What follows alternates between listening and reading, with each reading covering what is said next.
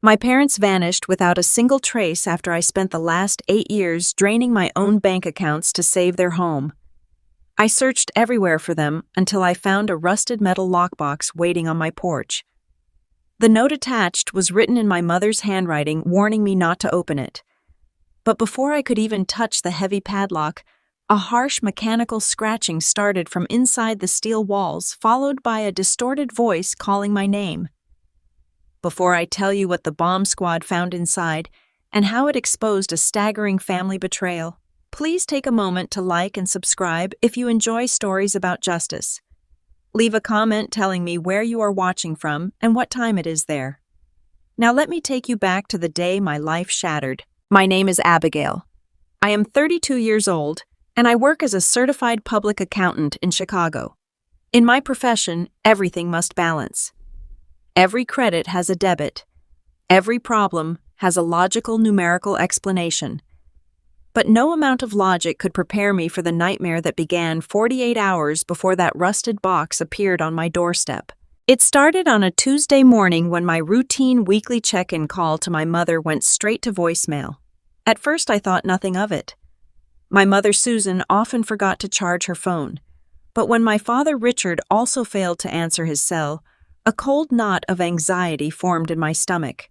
By Wednesday evening, that anxiety had escalated into blind panic. Their phones were completely dead. My text messages remained undelivered. I left work early, speeding down the highway toward their suburban home, praying I would find them sitting in their living room watching television. Instead, I found an empty driveway. The front door was unlocked, hanging slightly open in the evening breeze. I pushed my way inside, calling out their names. The silence that answered me was heavy and wrong. The house was completely stripped of anything personal. Framed family photos were gone from the walls. The good silverware was missing from the dining room cabinet. Even the winter coats were gone from the hallway closet. Standing in that empty foyer, I felt my knees go weak. For 8 long years, I had bled myself dry to keep a roof over their heads. When my father destroyed his career with a series of reckless failed business ventures, the bank had threatened to take everything. I was only 24 at the time, just starting my career. But I stepped up without hesitation. Every single month I transferred $3,000 from my modest salary directly to my parents. I gave up my 20s for them. While my peers were buying their first homes or traveling the world, I was meticulously budgeting every grocery trip. I shopped at thrift stores, drove a 10-year-old sedan with a failing transmission, and lived in a tiny drafty apartment just so I could make their mortgage payments.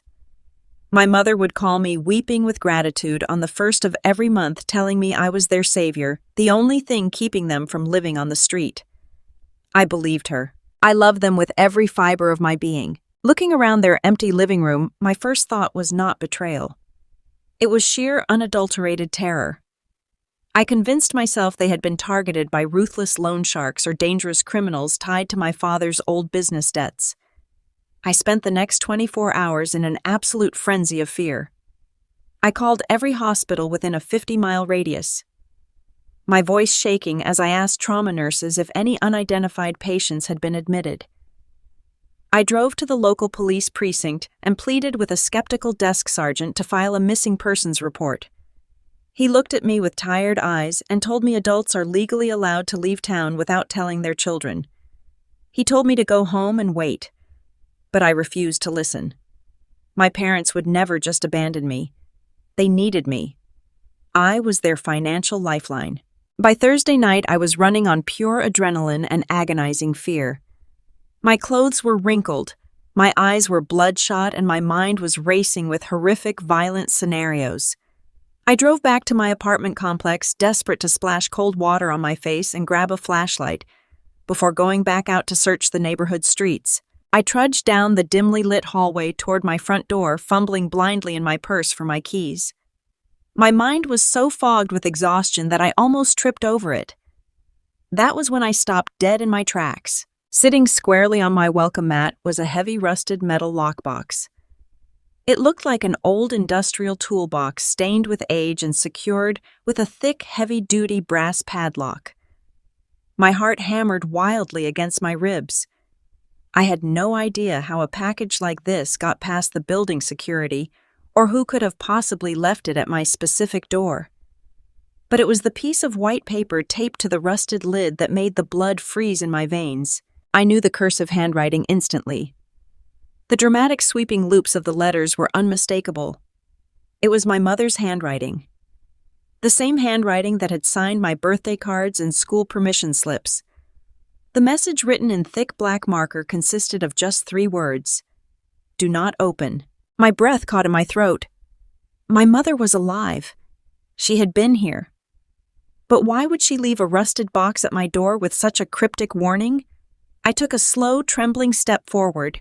I reached my hand out, my fingers hovering just inches above the cold brass padlock, intending to rip the note away and find something heavy to smash the lock. Before my skin could even graze the metal, a sound stopped me. It came from inside the box. A harsh, rhythmic scraping sound. It was the undeniable noise of sharp metal grinding against steel, scraping back and forth like an animal trying to claw its way out of a cage. I yanked my hand back, stumbling away from the door. My mind scrambled for a logical explanation. An animal trapped inside. A mechanical device. Then the voice started. It was not a human voice. It was a distorted electronic recording muffled by the thick steel of the box, but loud enough to echo in the quiet hallway. It played on an endless, terrifying loop, accompanied by that relentless metallic scratching. Abby. Abby. Abby. My own name spoken by a machine grinding against the inside of a rusted cage left by my missing mother. The sheer terror of that moment paralyzed me. All my rational accounting instincts vanished. Whoever had taken my parents, or whatever my parents had run from, had followed them straight to my front door, and they had left me a warning. I did not touch the box. I did not step closer. I pulled my cell phone from my pocket with shaking hands and pressed the numbers teen11. I told the dispatcher I had a suspicious locked metal package making mechanical noises outside my door. I told her I thought it was a bomb. I had no idea that the real explosive device inside that box was a truth so devastating it was about to blow my entire reality to pieces. I stood completely frozen in the dim, flickering light of my apartment hallway. My rational mind, the brain of a certified public accountant trained to balance ledgers and find logical solutions to every problem, demanded that I walk into my kitchen, grab a heavy metal hammer from the utility drawer, and smash that brass padlock to pieces. It was just a box. It was just a rusted steel container and a piece of paper. But the sheer terror gripping my chest told a completely different story. My mother had written that warning with her own hand. Do not open. My fingers trembled violently as I leaned closer to the dirty metal surface. I reached out fully, intending to rip the handwritten note away, desperately convinced that whatever was hidden inside would give me a crucial clue to where they were being held. Before my skin could even brush the heavy metal lid, a sound stopped my heart cold. It was a harsh, rhythmic scraping noise. It sounded exactly like a jagged piece of iron grinding against solid steel. Back and forth. Back and forth. It was the undeniable, horrifying sound of something trying to claw its way through the rusted walls of that container. I yanked my hand back so fast I nearly lost my balance, my shoulders slamming hard against the corridor wall. My mind scrambled for any logical explanation. Maybe a small animal was trapped inside. Maybe it was some sort of crude battery-operated mechanical toy left as a sick joke. Then the voice started. It was not a human voice. It was a distorted electronic recording muffled by the heavy steel of the lockbox, yet loud enough to echo down the narrow, silent corridor. Abby, Abby, Abby. It was my own name, spoken by a machine grinding alongside that relentless metallic scratching. The sound was so deeply unnatural, so profoundly terrifying, that all my rational instincts completely evaporated in an instant. In that split second, my exhausted, panic-stricken brain jumped to the most horrifying conclusion possible. Whoever had taken my parents, whoever they owed a massive debt to, had followed their trail straight to my front door. They had kidnapped my mother, forced her to write that warning note at gunpoint, and left a deadly sophisticated trap right on my welcome mat. I did not take another step toward my apartment. I scrambled backward, my heels catching on the carpet until I reached the stairwell door. I pulled my cell phone from my coat pocket. My hands were shaking so violently I could barely unlock the screen. I pressed 911. The emergency dispatcher answered on the second ring, her voice crisp, calm, and steady, a stark contrast to the absolute panic rising in my throat. I told her I needed help immediately. I explained that my parents had been missing for 2 days, their phones were dead, their house was empty, and now a suspicious locked metal package was sitting directly outside my apartment door. I told her it was making mechanical grinding noises and playing a continuous digital recording of my name. I told her I was absolutely certain it was an improvised explosive device. The dispatcher ordered me to evacuate the building immediately and strictly warned me not to touch the package under any circumstances. I ran down the 3 flights of concrete stairs, pushing through the heavy glass lobby doors and sprinting out into the cold, punishing rain. Within 5 minutes, the quiet residential street outside my complex transformed into a chaotic, terrifying staging ground. 3 police cruisers arrived first, their sirens wailing into the night, their tires screeching against the wet pavement. Officers jumped out of their vehicles, barking orders, swiftly stringing up thick yellow barricade tape across the building entrance. The building fire alarm was pulled. Sleepy, confused neighbors began pouring out into the street, clutching their winter coats and umbrellas, whispering nervously as the police pushed us further and further back behind the safety perimeter. Then came the heavy response unit. A massive armored truck rolled up to the curb, carrying the county bomb squad. 2 technicians stepped out of the back, their faces grim and intensely focused. They suited up in thick, heavy Kevlar blast gear, looking like astronauts preparing to walk on a hostile, dangerous planet. Every single second felt like an eternity. I stood shivering behind a police cruiser, the cold rain soaking completely through my thin work blouse, watching the officers clear the surrounding area. My chest ached with an unbearable, suffocating tightness. I was so utterly convinced that my parents were lying in a ditch somewhere, tragic victims of my father's catastrophic financial mistakes, and that I was the next target on the list. I closed my eyes and prayed for their safety. I prayed that I would see them again. The lead bomb technician approached the entrance of my building. He carried a heavy, specialized circular saw and a portable X-ray scanner. The flashing red and blue lights of the police cars cast long, eerie shadows across the wet asphalt. I held my breath, gripping the edge of the police cruiser, bracing myself for the concussive shockwave, fully expecting my entire apartment to go up in flames. 10 agonizing minutes passed. Then 15. The relentless rain continued to fall, soaking my hair and stinging my face. Finally, the heavy glass doors of the lobby pushed open. The lead technician emerged. He was holding his heavy blast helmet under his arm, his face completely devoid of panic. He walked straight over to the commanding officer, shaking his head and saying something I could not hear over the idling engines. The officer turned and gestured for me to come forward. There was no explosion. There was no bomb. They had used their heavy equipment to saw right through the thick brass padlock and pried the rusted steel lid wide open. But what they found sitting inside that box was not a weapon of mass destruction. It was a completely different kind of explosive device.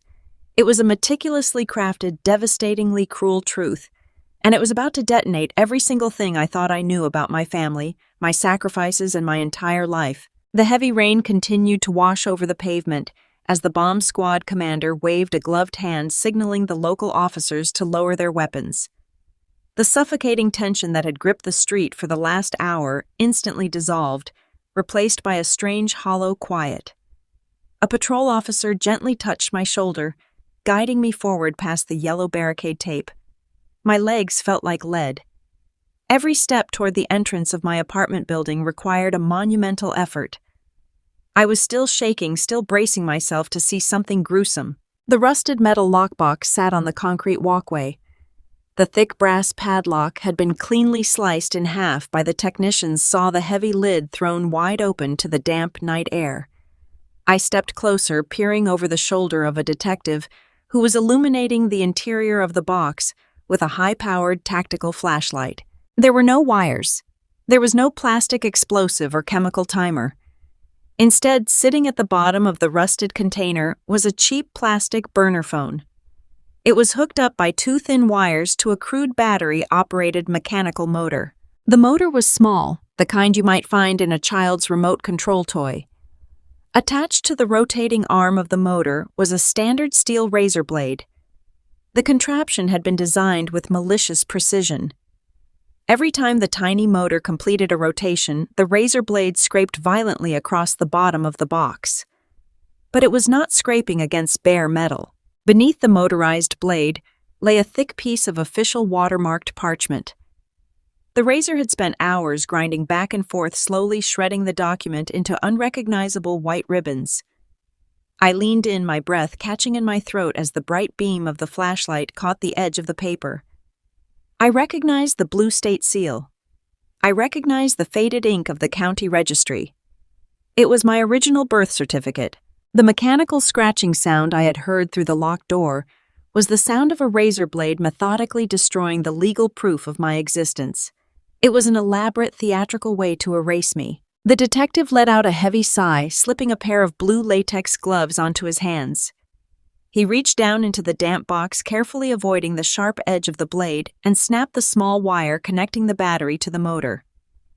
The grinding noise stopped instantly. The silence that followed was incredibly heavy. He picked up the cheap burner phone.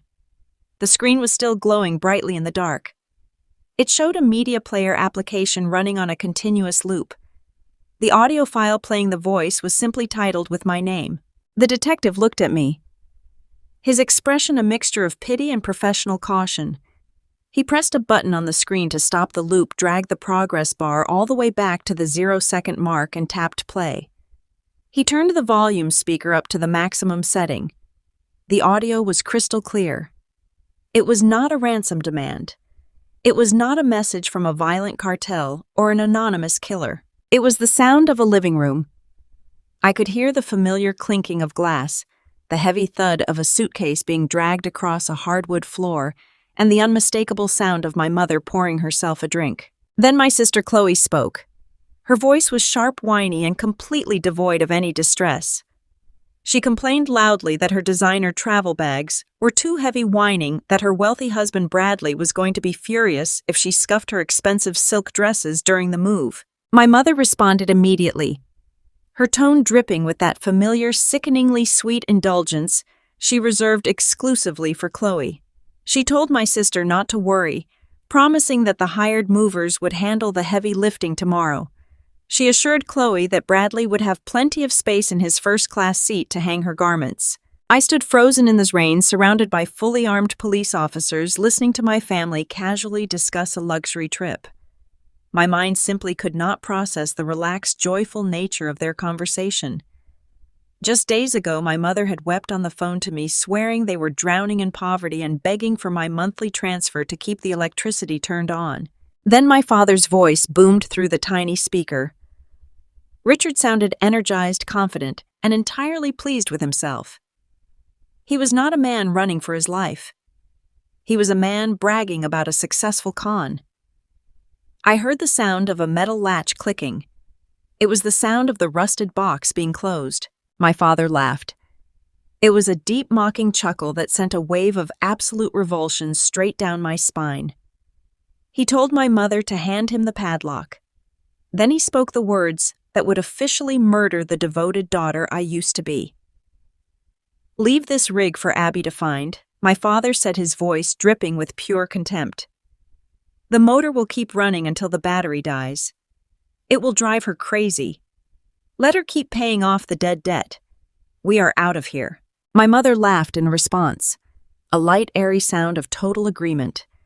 She added that I was entirely too predictable, that I would probably spend the next month crying and throwing my entire paycheck at the bank trying to figure out where they went.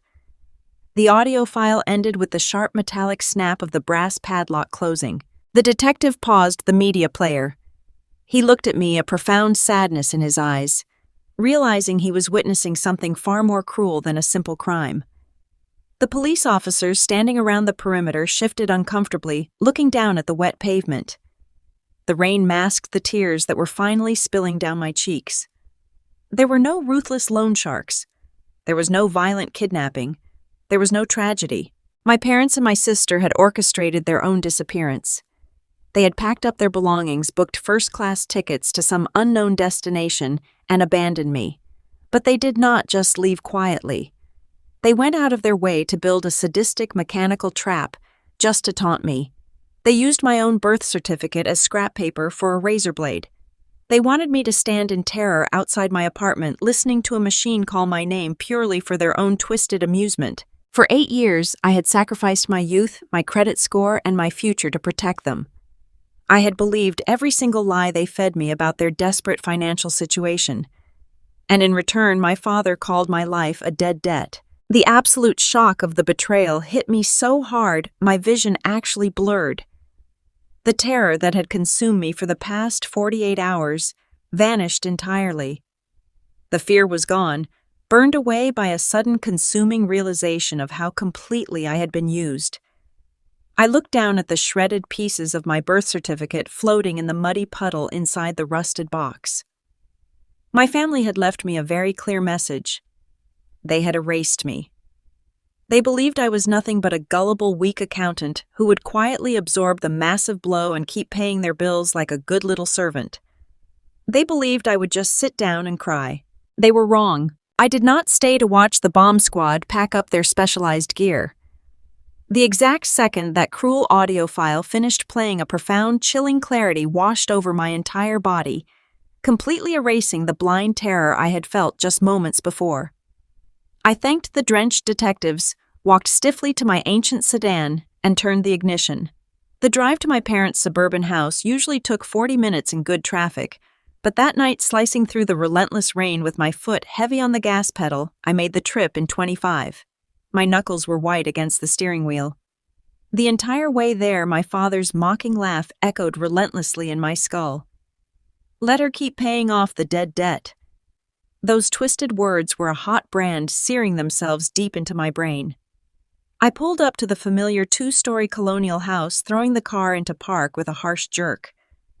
The exterior porch lights were off. The windows were completely dark, looking like hollow, dead eyes staring back at me through the storm. I marched up the paved brick walkway, completely ignoring the freezing rain soaking through my thin blouse and matting my hair to my face.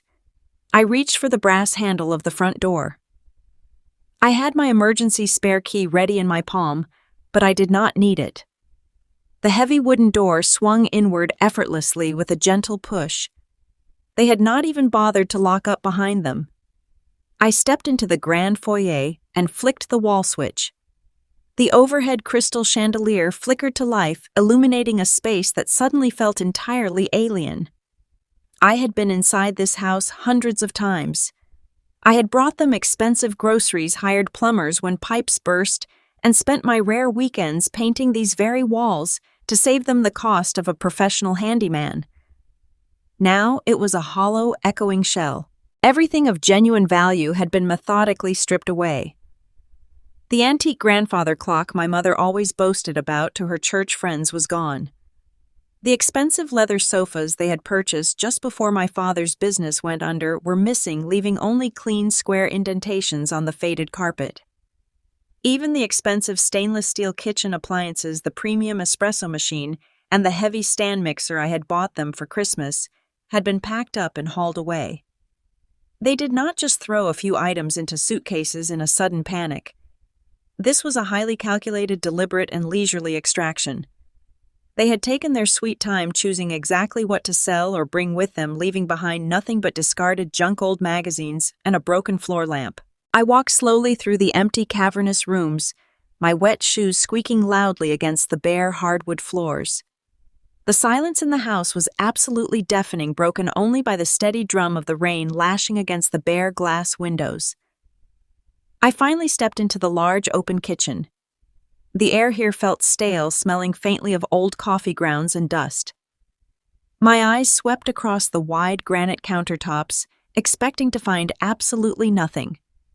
But sitting right in the center of the kitchen island was a massive, chaotic pile of unopened envelopes. I approached the island, my pulse quickening in my throat. My parents were notoriously disorganized people, but this specific stack looked entirely deliberate. It was as if they had swept all their financial responsibilities into one tidy, neglected pile and simply walked out the back door. I reached out and picked up the top envelope. The bold red letters of a major national bank stared back at me. The words "Final Notice" were stamped across the front in aggressive block text.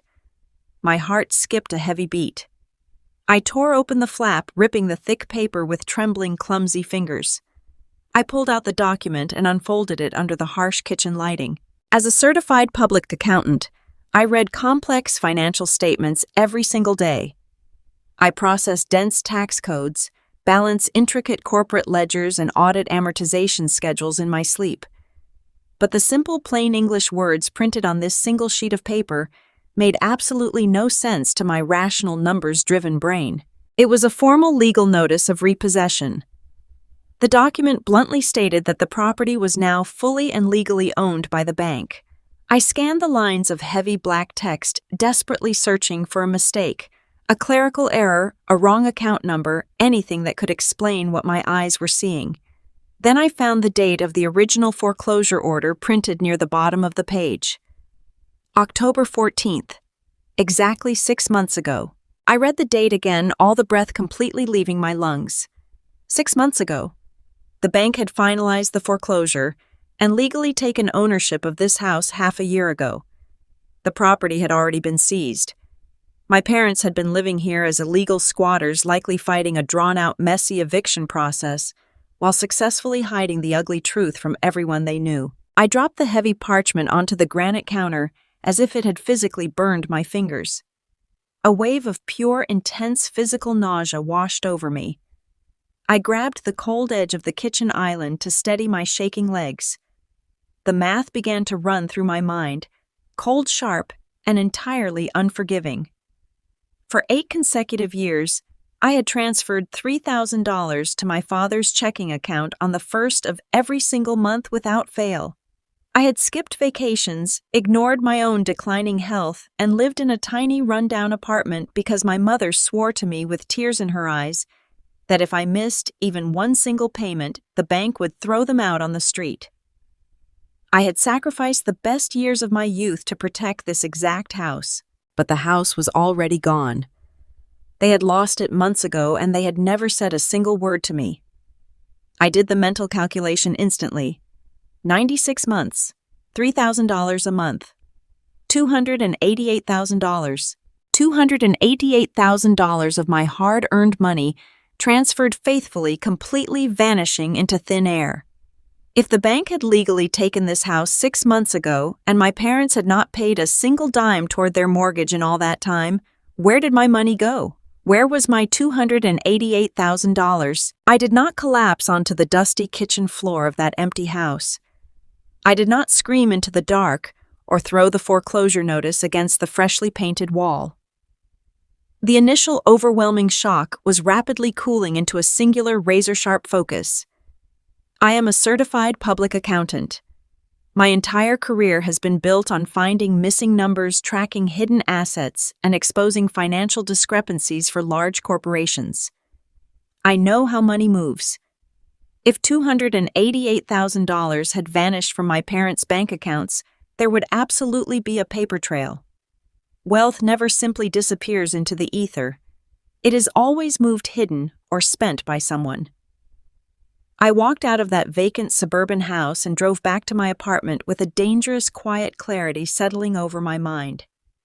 As soon as I walked through my front door, I dropped my wet coat on the floor, grabbed my work laptop, brewed a strong pot of black coffee, and sat down at my small dining table. It was time to go to work. As I booted up my secure network connections, my mind raced through the bitter contrast of the last 8 years. I thought about the sheer agonizing volume of my daily sacrifices.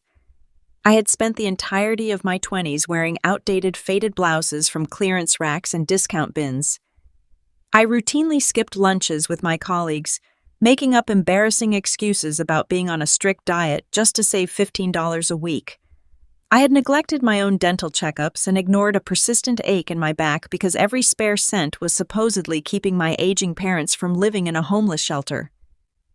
I had given up dating, traveling, and saving for my own future. And then there was my younger sister, Chloe. While I was aggressively clipping grocery coupons and freezing in a drafty apartment with a broken radiator, Chloe was living a life pulled straight out of a luxury magazine. She had spent an entire summer touring private vineyards in Tuscany. She regularly posted photographs carrying thousands of dollars worth of authentic designer handbags. Just last year, she had married Bradley, the arrogant and entitled son of a wealthy commercial real estate developer. Their wedding was a breathtaking, ostentatious affair at a private Palm Beach country club, featuring imported white orchids, a live orchestra, and a 5-course dinner for 300 guests. My mother had proudly boasted to everyone in our extended family that she and my father had chipped in generously to give their baby girl the spectacular dream wedding she truly deserved. I had foolishly assumed they had taken out a high-interest personal loan to afford such a lavish gift. Now, sitting in the blue glow of my computer screen, a sickening, horrifying realization began to form deep in the pit of my stomach. I needed immediate access to their financial history. Years ago, long before my father started using an expensive downtown firm to handle his affairs, I used to help him organize his basic tax documents. He was terribly disorganized and notoriously lazy with digital security. He used the exact same simple password for almost everything he owned, combining my mother's birth year with the name of his very first childhood pet. I navigated to the Central Federal Tax Portal and typed in his old credentials. The system paused for a tense, agonizing second before granting me full administrative access. I was in. I immediately pulled the past 6 years of their tax returns, downloading the heavily encrypted files and running them directly through my own professional forensic auditing software. I started mapping out the deposits and withdrawals, specifically tracking the $3,000 I had faithfully wired to their primary checking account on the first of every single month. For the first 2 years, the money had indeed gone toward paying the home mortgage. But right around the exact time Chloe started dating Bradley, the pattern shifted abruptly. The mortgage payments became surprisingly sporadic, then stopped entirely. The final warning notices from the bank must have been piling up in their mailbox, but my parents had simply ignored them. Instead of paying the bank to save their home, my father had quietly set up a recurring automated transfer. Every single time my $3,000 hit their local checking account, it was immediately routed out to a secondary holding account.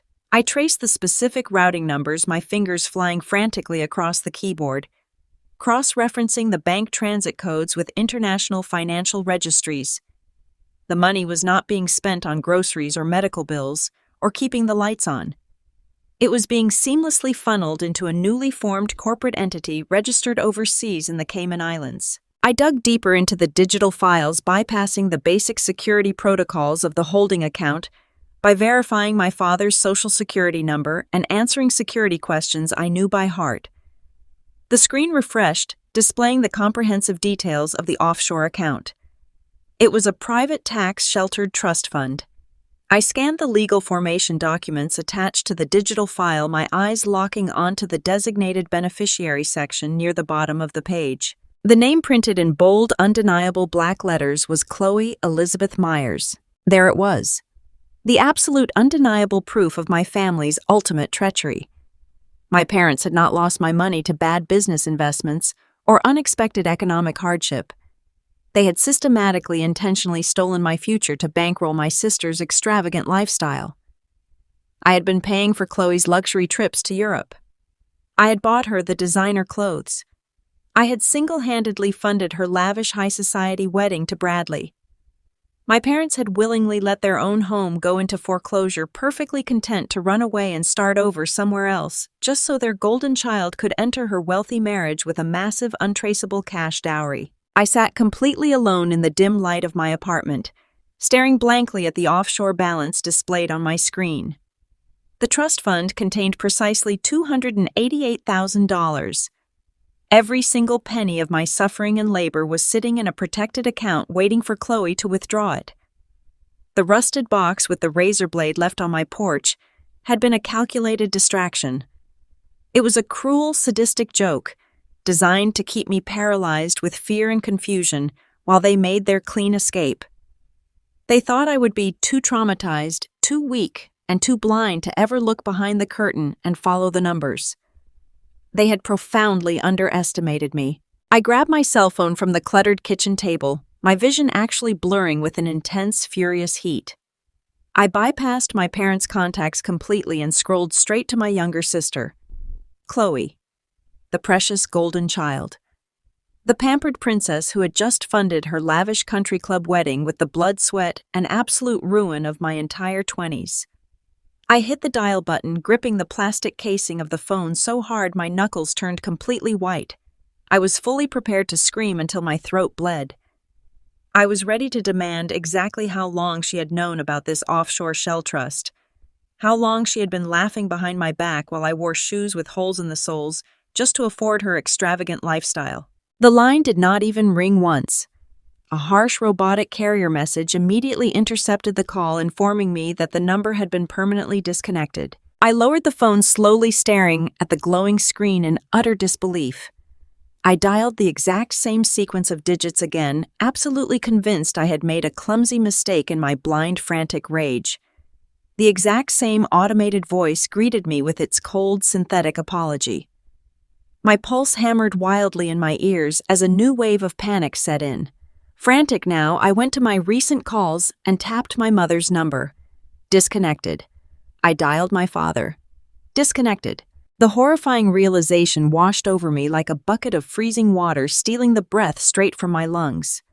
They had not just run away to avoid a bank foreclosure. They had orchestrated a complete and total communication blackout. My entire biological family had systematically, brutally erased me from their existence the very second they secured their stolen wealth. I had been completely and entirely ghosted by the people who gave me life. I slammed my laptop shut and shoved it recklessly into my leather work tote. The walls of my small, drafty apartment suddenly felt like a prison cell closing in on me. I needed fresh air. More importantly, I needed to go to my local bank branch in person. As a certified public accountant, I knew exactly what steps to take to stop financial bleeding. I would demand a full fraud investigation, freeze every single financial avenue linked to my Social Security number, and file a formal report. I was already calculating the statute of limitations for grand larceny, wire fraud, and embezzlement. I would drag my own parents into a federal courtroom if I had to. I grabbed my car keys and practically sprinted out my front door, rushing down the carpeted hallway toward the main elevator. I marched through the front glass doors of my apartment building, stepping out into the damp, chilly evening air, entirely focused on getting to my sedan parked down the street. But as the heavy lobby doors clicked shut behind me, I reached into my tote and realized my physical wallet was missing. I had left it sitting on my entryway table next to a pile of junk mail. Cursing my own careless haste under my breath, I spun around on my heels and walked back to the secure glass security doors of the building vestibule. I pulled my electronic access fob from my lanyard and tapped it against the black reader panel on the brick wall. I expected the familiar bright green flash and the soft, reassuring click of the heavy magnetic lock releasing. Instead, the small panel blinked a solid, angry red. A sharp, aggressive buzzer echoed loudly in the narrow vestibule. Access denied. I frowned, wiping a stray drop of rain from the plastic fob, and pressed it firmly against the sensor a second time. Red light. Sharp buzz. Annoyed and impatient, I pressed the silver intercom button connected directly to the leasing office. A moment later, the building manager, a usually cheerful woman named Sarah, appeared on the other side of the glass doors. She did not press the buzzer to let me inside. Instead, she cautiously unlocked the side door and opened it just a few inches, looking at me with a highly unusual mixture of profound pity and deep, awkward discomfort. I asked her why my keycard was suddenly deactivated, fully expecting her to apologize for a simple technical glitch in the security system. Sarah refused to meet my eyes.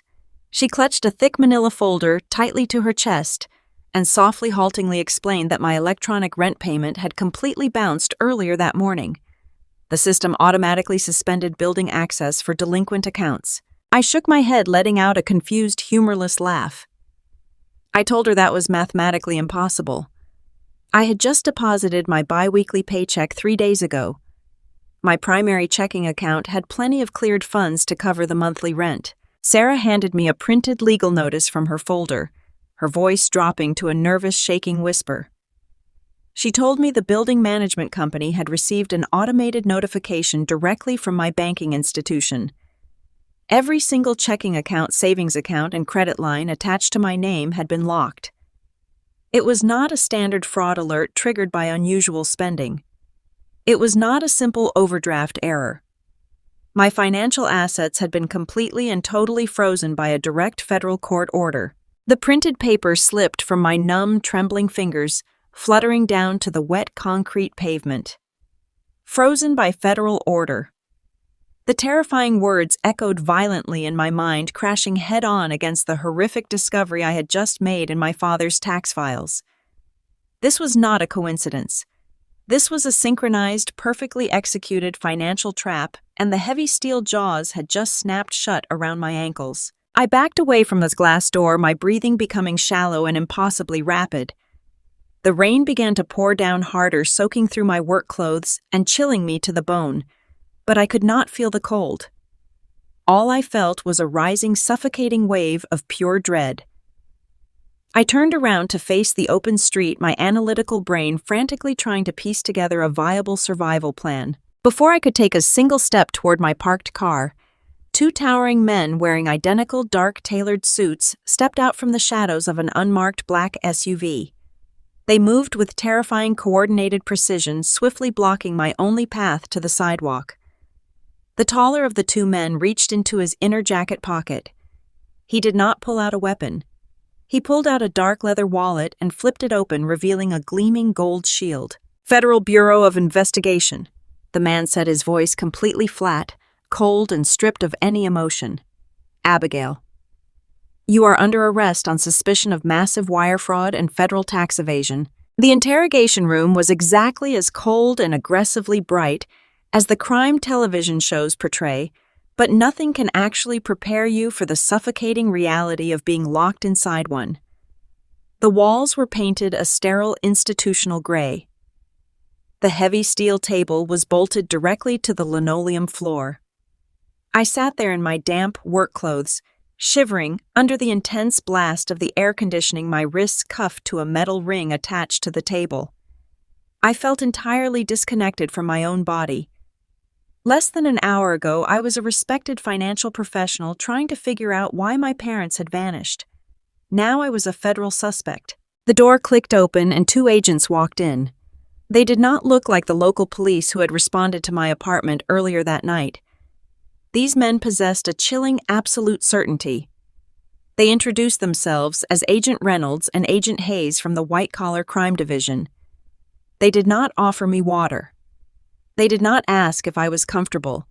They simply sat down opposite me and placed a massive, overflowing cardboard box directly in the center of the steel table. Agent Reynolds opened the box and began pulling out thick, heavily tabbed manila folders. He did not speak at first. He just methodically slid file after file across the cold metal surface toward me. As an accountant, my brain is naturally wired to process raw data quickly. My eyes immediately began scanning the upside-down pages. I saw articles of incorporation, massive commercial loan applications, offshore wire transfer receipts, and complex corporate tax returns. The documents detailed a sprawling, highly sophisticated network of holding companies. There were shell corporations registered in Delaware, Nevada, and the Cayman Islands. Millions upon millions of dollars had been moved, washed, and completely sheltered from federal oversight. I shook my head, my voice barely a dry whisper. I told them I had absolutely no idea what any of this was. I explained that I was a straightforward corporate accountant in Chicago. I had never heard of these companies, and I certainly had never authorized these massive international transfers. Agent Hayes leaned forward, resting his elbows on the table. He looked at me with an expression of pure, unadulterated disgust. He reached out, flipped the top folder around so it faced me directly, and tapped his thick index finger against the bottom right corner of the document. He told me to look closely at the authorization line, his voice flat and deadly serious. I lowered my eyes to the signature block. The breath completely vanished from my lungs. My heart slammed against my ribs so violently, I thought my chest might crack. Printed neatly on the bottom of the federal tax form, perfectly aligned on the dotted line, was my exact digital signature. Right next to it was my unique, highly secure certified public accountant license number. My hands began to tremble so uncontrollably that the metal handcuffs rattled against the table. Frantically, I used my bound hands to pull the next file closer. My signature was there too. I flipped to a commercial loan application for $3 million. My signature and my professional credential seal anchored the final page. I tore through file after file, my panic escalating into a blinding, suffocating terror. Every single fraudulent tax return, every single fabricated profit and loss statement, every single falsified asset declaration used to secure those massive bank loans bore my electronic stamp of approval. The federal agents watched me silently, completely unconvinced by my shock. In their eyes, I was not a victim. I was the brilliant, corrupt financial mastermind who had orchestrated a multi-million-dollar money laundering syndicate. The truth crashed over me like a collapsing building, burying me under the crushing weight of my own blind loyalty. My father, Richard, the man who constantly complained that he could barely balance his own checkbook. The man who had begged me to help him organize his messy personal taxes year after year. I suddenly remembered all those Sunday afternoons, sitting at his dining room table, logging into my secure professional portals on his home desktop computer to file his basic returns. He had claimed he was completely technologically illiterate. He had asked me to save my electronic signature file to his hard drive, just in case he needed to print a duplicate copy for his records. I had trusted him. I had handed the very keys to my professional life over to my father because I thought he was just a disorganized old man trying to keep his head above water. He was not disorganized. He was a predator. While I was starving myself to send them $3,000 a month, Richard was using my stolen credentials to build an empire of dirty money. He had meticulously forged my digital presence, making me the legally responsible accountant of record for every single illegal transaction. When the massive house of cards finally began to wobble, when the Internal Revenue Service and the Federal Bureau of Investigation started closing in on the missing millions, he did not panic. He simply packed his bags and initiated his final exit strategy. The rusted lockbox on my porch suddenly made perfect, terrifying sense. The motorized razor blade tearing my birth certificate to shreds was not just a sadistic taunt. It was a highly calculated delay tactic. They knew the federal agents were coming for me. They needed to keep me distracted, utterly paralyzed by fear and confusion, frantically calling the local police and the bomb squad. They needed my attention entirely focused on that porch, so I would not look at my bank accounts, my frozen assets, or the federal warrants bearing my name. That awful mechanical voice calling my name had bought them a 48-hour head start. They had served me up on a silver platter to the federal government, ensuring I would take the absolute full force of a massive criminal indictment while they vanished into the sunset with millions of dollars in stolen, laundered cash. I sat back in the hard metal chair, the cold steel pressing into my spine. The tears that had been threatening to fall completely evaporated. My parents had systematically stolen my money, my youth, my identity, and my freedom. They had buried me alive. But as I stared at my forged signature on those federal documents, the overwhelming panic finally receded, replaced by an emotion I had never allowed myself to feel toward my family. It was a cold, absolute, and merciless rage. I was going to find them, and I was going to make them pay for every single thing they took from me. The interrogation room felt like a sensory deprivation chamber designed exclusively to break the human spirit. The harsh fluorescent lights buzzed overhead like an angry swarm of bees.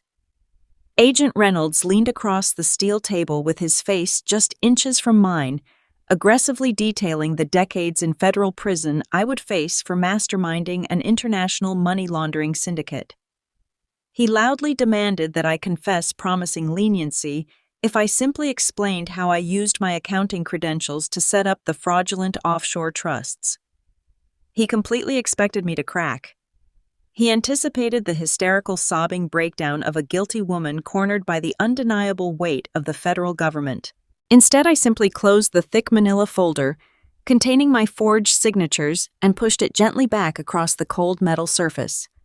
I looked directly into his eyes and stated calmly that I was invoking my absolute right to remain silent and demanded legal representation immediately. The sudden icy shift in my demeanor visibly stunned both men.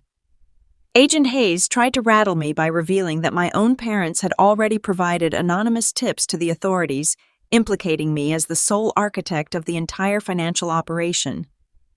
He claimed they were terrified victims who had fled the state in sheer desperation to escape my ruthless control. It was a brilliant, flawlessly woven narrative handed to the authorities wrapped in a perfect bow by my own flesh and blood. But I did not flinch. I did not offer a single syllable of defense. I simply stared at the blank cinderblock wall until they gave up in utter frustration and hauled me down to the subterranean holding cells. Sitting on the rigid concrete bench of a federal holding cell, I knew my situation was extraordinarily dire. My professional bank accounts were completely frozen by federal order. My credit cards were entirely useless pieces of plastic. I was entirely locked out of the financial grid. But my father had inadvertently taught me one extremely valuable lesson during his many years of chronic chaotic instability. Never trust a bank with your ultimate survival. For the past 5 years, every single time I deposited a paycheck, I had quietly withdrawn $200 in crisp $20 bills. I meticulously sealed that cash inside heavy-duty waterproof bags and bolted them securely behind the interior metal grating of my apartment air conditioning vent. It was my absolute worst-case scenario fund. I had diligently saved it precisely for the day my parents might finally lose everything and come begging for a bailout. I just never imagined in my wildest nightmares that I would be using that hidden stash to save myself from them. I was granted one phone call. I dialed the only person on this earth I completely trusted. My former university accounting professor and lifelong mentor, David. I gave him the exact instructions to access my apartment using my emergency lockbox code, unscrew the heavy metal vent, and retrieve the hidden cash. 2 agonizing hours later, David walked into the federal precinct alongside a local bail bondsman. He handed over a massive, neatly banded stack of bills to cover the premium on my release. The heavy iron door of the holding area finally clicked open with a loud metallic thud. When I stepped out of the precinct lobby and onto the dark concrete sidewalk, the sky completely broke open. A torrential, freezing Chicago downpour hammered against the pavement. The icy water soaked instantly through my ruined work clothes, clinging tightly to my skin and plastering my dark hair to my face. I stood completely still in the middle of the relentless deluge. I did not shiver against the cold wind. I did not rush toward David's waiting car with my head bowed in shame. I stood there and let the freezing rain wash away the pathetic, gullible, people-pleasing daughter I used to be. For my entire adult life, I had allowed myself to be nothing more than an open wallet for a family that viewed my devotion as a laughable weakness. I had let my mother treat me like an invisible nuisance who only mattered when the bills were due. I had allowed my father to financially drain my 20s to cover his reckless mistakes. I had stood by silently while my younger sister paraded around in designer luxury funded by my absolute misery. They had gleefully taken my youth, my money, and my love, and now they were actively trying to take my absolute freedom. A terrifying absolute calm settled over my mind, as sharp and lethal as a freshly sharpened blade. I was no longer a heartbroken victim weeping over a lost, unloving family. I was a highly trained, certified public accountant backed into a dangerous corner. My entire existence revolved around balancing chaotic ledgers, untangling complex deceptions, and holding massive corporations accountable for every single missing penny. My parents had effectively stolen my identity to build a fraudulent empire, but they had made one catastrophic, fatal miscalculation. They had left a massive, incredibly detailed paper trail of their crimes, and they had left it directly in the hands of a woman who hunted hidden money for a living. David drove me back to my apartment building in total respectful silence. He knew better than to offer hollow words of comfort to someone whose life had just been violently upended. As I walked through my front door, I dropped my wet keys on the kitchen counter and stared intensely at the calendar hanging on my wall. The federal agents had made my reality brutally clear during my booking process. I had been released on temporary bail, but a federal grand jury was already being convened to review the evidence. I had exactly 30 days before the United States government handed down a massive formal indictment that would inevitably lock me inside a federal penitentiary for the rest of my natural life. 30 days. 720 hours. That was the total amount of time I had left to find 3 people who had successfully vanished into the wind. I needed to track down the exact location of their stolen wealth, uncover the true mastermind behind those offshore Cayman Island accounts, and gather undeniable concrete proof of their massive deception before the federal prosecutors destroyed my life permanently. My parents thought they had buried me deep under a mountain of perfectly forged evidence. They thought I would simply give up and accept my grim fate behind iron bars. But they forgot that numbers never lie, and I was about to follow their numbers straight to their front door. The morning sun cutting through my apartment blinds felt entirely different today. It was not a warm or comforting light. It was the harsh, glaring spotlight of a ticking clock. I had precisely 30 days before a federal grand jury would seal my fate forever. I brewed a pot of bitter black coffee and sat at my dining table staring at the blank notepad in front of me. I needed legal representation, but a standard public defender or a polite corporate lawyer would absolutely not survive the storm that was coming. I was facing the full catastrophic weight of the United States federal government. I needed a shark. I needed a lawyer who was utterly ruthless, completely fearless, and intimately familiar with tearing apart highly complex white-collar criminal cases. I needed Patricia. I had originally met Patricia Vance 3 years ago during a massive corporate audit for a global logistics firm. She was serving as their external defense counsel during a particularly nasty multi-million-dollar embezzlement dispute. Patricia was a living legend in the downtown legal district. She wore flawlessly tailored Italian suits, spoke with the unforgiving precision of a surgical scalpel, and had a notorious reputation for making seasoned federal prosecutors sweat right through their dress shirts. She did not take cases out of the goodness of her heart. She took cases she absolutely knew she could win, and she charged a small fortune to do it. I walked into her pristine glass-walled office at exactly 10 in the morning, carrying my heavy leather tote and the desperate heavy truth of my situation. Patricia sat behind her massive polished mahogany desk, her sharp gray eyes scanning me slowly from head to toe. She did not offer me coffee or polite pleasantries.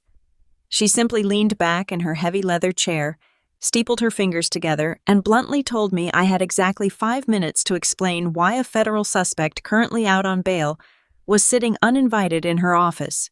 I did not waste a single valuable second on tears or emotional family drama. I spoke her language exclusively. I laid out the intricate mechanics of the offshore shell trusts, the stolen certified public accountant credentials, the perfectly forged digital signatures, and the $288,000 funneled directly into a hidden account bearing my sister Chloe's name. I explained in methodical detail how my father Richard had brilliantly weaponized my own professional identity to build a staggering money laundering syndicate, perfectly framing me as the singular mastermind of the entire operation. Patricia listened in absolute unbroken silence. When I finally finished speaking, the heavy quiet of the room stretched for a long, tense moment. She picked up a silver pen, tapped it rhythmically against her desk, and let out a low, appreciative whistle. She readily admitted that my father had constructed a highly effective, beautifully executed trap. The federal agents currently possessed a neat, perfectly wrapped package with my digital fingerprints covering every single inch of the alleged crime. She told me bluntly that no jury in the country would ever believe my story of a technologically illiterate father pulling off a complex international financial fraud without undeniable ironclad proof. Then Patricia leaned forward, her penetrating gaze locking onto mine with an intense calculating fire. She told me she would take my case on one strict, non-negotiable condition. She was a master of the physical courtroom, but she was not a forensic accountant. She could expertly handle the legal maneuvering, the federal stalling tactics, and the eventual prosecution team, but I had to supply the raw ammunition. I had to use my own elite accounting skills to dig through the digital dirt and find the one undeniable thread that would completely unravel my father's perfect illusion. I had to prove my own innocence to her first. I accepted her demanding terms without a fraction of hesitation. We immediately transformed one of her private secure conference rooms into a highly confidential shadow investigation war room. I hauled in my personal encrypted servers, my advanced forensic auditing software, and covered an entire wall with massive whiteboards. For the next 10 days, I practically lived inside that windowless room. I survived entirely on stale takeout food and endless cups of black coffee, diving headfirst into the most complex, terrifying audit of my entire professional career. I started with the digital breadcrumbs surrounding Chloe's offshore trust fund in the Cayman Islands. My father was cunning, but he was fundamentally an auto mechanic playing a high-stakes game of international corporate finance. He had layered the shell companies brilliantly, but he lacked the meticulous, obsessive attention to detail that a true certified public accountant actually possesses. He made small, arrogant mistakes. He used the exact same internet protocol addresses for entirely different corporate entities. He transferred stolen funds on highly predictable monthly schedules. But most importantly, he fundamentally misunderstood how digital money always leaves a permanent, undeniable footprint. I ran comprehensive algorithmic sweeps on the massive data dumps Patricia managed to legally subpoena through her powerful firm. I was searching desperately for the anomaly, the one single piece of financial data that did not fit the normal operational pattern of a legitimate corporate holding company. I sifted tirelessly through thousands of fabricated vendor payments, fake payroll records, and dummy consulting fees. On the 11th night, long after the rest of the busy law firm had gone home for the evening, my exhausted eyes caught a specific sequence of numbers that made my pulse completely stop. It was buried incredibly deep inside the fourth layer of a Nevada-based shell company, completely disguised as a standard property maintenance operating expense. It was a recurring credit card payment attached to a corporate account my father had opened using my stolen signature. The amounts were absolutely staggering. $10,000 here, $15,000 there, all billed systematically over the past 3 consecutive months. But it was not the massive dollar amount that triggered my forensic instincts. It was the vendor identity. I ran the merchant identification number through a global commercial business database, and the true result flashed across my monitor in bright, undeniable letters. The massive payments were not going to a generic commercial property management firm. The laundered money was being routed directly to an ultra-exclusive high-end luxury landscaping company. My fingers flew frantically across the keyboard as I initiated a deep background trace on the landscaping firm. I pulled their public business licenses, their operational service radius, and their primary geographic locations. The final impossible puzzle piece snapped firmly into place with a resounding, deafening clarity. The luxury landscaping company was headquartered entirely in Palm Beach, Florida. It was the exact same affluent, sun-drenched coastal city where my golden sister Chloe had recently hosted her extravagant 300-guest country club wedding to Bradley. My father had not just vanished into thin air. He had taken his stolen millions and nested right in the lavish backyard of his wealthy new son-in-law. They were hiding perfectly in plain sight, living a life of absolute carefree luxury, funded entirely by my impending federal prison sentence. I stared at the glowing computer screen, a cold, triumphant smile finally spreading across my exhausted face. I had found the hidden thread, and I was finally ready to pull their entire world apart. The dense, humid air of South Florida hit me the second I stepped out of the Palm Beach International Airport terminal. Back in Chicago, the weather was a miserable mixture of sleet and freezing rain, matching the grim reality of my impending federal indictment. Here, the sun was aggressively bright, casting a golden filter over a city built entirely on obscene wealth and carefully guarded secrets. I adjusted my cheap sunglasses and pulled the brim of my canvas hat down lower over my face. My plane ticket and the modest rental car waiting for me in the short-term lot were booked under the name Anna Vance using a prepaid corporate card Patricia had discreetly provided. I could not risk using my own identity. The federal authorities were already monitoring my digital footprint, and my family had proven they were highly capable of tracking my movements. I was officially a ghost hunting the very people who had tried to bury me. The drive across the bridge toward the island of Palm Beach felt like crossing into an entirely different dimension. I navigated my nondescript gray sedan through streets lined with towering royal palm trees and manicured hedges that looked like they were trimmed with nail scissors. Every single vehicle I passed was a late-model luxury import. Every pedestrian looked like they had just stepped off a yacht. My hands gripped the steering wheel tightly as the GPS on my burner phone guided me closer to the address I had extracted from that hidden corporate credit card payment. My analytical brain calculated the staggering cost of living in this zip code. The property taxes alone would bankrupt a normal working family in a matter of months. Yet my father, a man who used to complain about the price of regular unleaded gasoline, was somehow funding a life in this billionaire playground. The automated voice on my phone instructed me to turn right onto a private palm-lined avenue. I slowed the car to a crawl, immediately spotting the massive wrought iron gates blocking the entrance to the exclusive community. A stone guardhouse sat in the center of the driveway, manned by two uniformed private security officers who looked more like paramilitary contractors than neighborhood watchmen. High-resolution surveillance cameras tracked every possible angle of the pristine perimeter. There was absolutely no way I was going to bluff my way past that gate in a rented sedan. My parents had chosen their fortress perfectly. They had insulated themselves behind millions of dollars of private security, ensuring that nobody from their messy, discarded past could ever simply walk up and knock on their custom mahogany front door. But as an auditor, I knew that every fortress has a blind spot. You just have to know where to look. I pulled over into a public parking area near the edge of the Intracoastal Waterway. I had spent the entire flight studying the geographic layout of the neighborhood on satellite maps. The gated community was heavily fortified from the street, but the sprawling backyard of the target property backed directly onto a wide, serene inlet. I walked to a small local marina down the road and used a stack of crisp $20 bills from my emergency stash to rent a small battered aluminum fishing skiff for the afternoon. The teenager running the dock barely looked at me as I handed over the cash. The rhythmic hum of the outboard motor was the only sound as I steered the small boat away from the public dock and out into the glittering blue water. I kept my distance, staying close to the opposite shoreline, blending in with the scattered tourists and local fishermen dotting the waterway.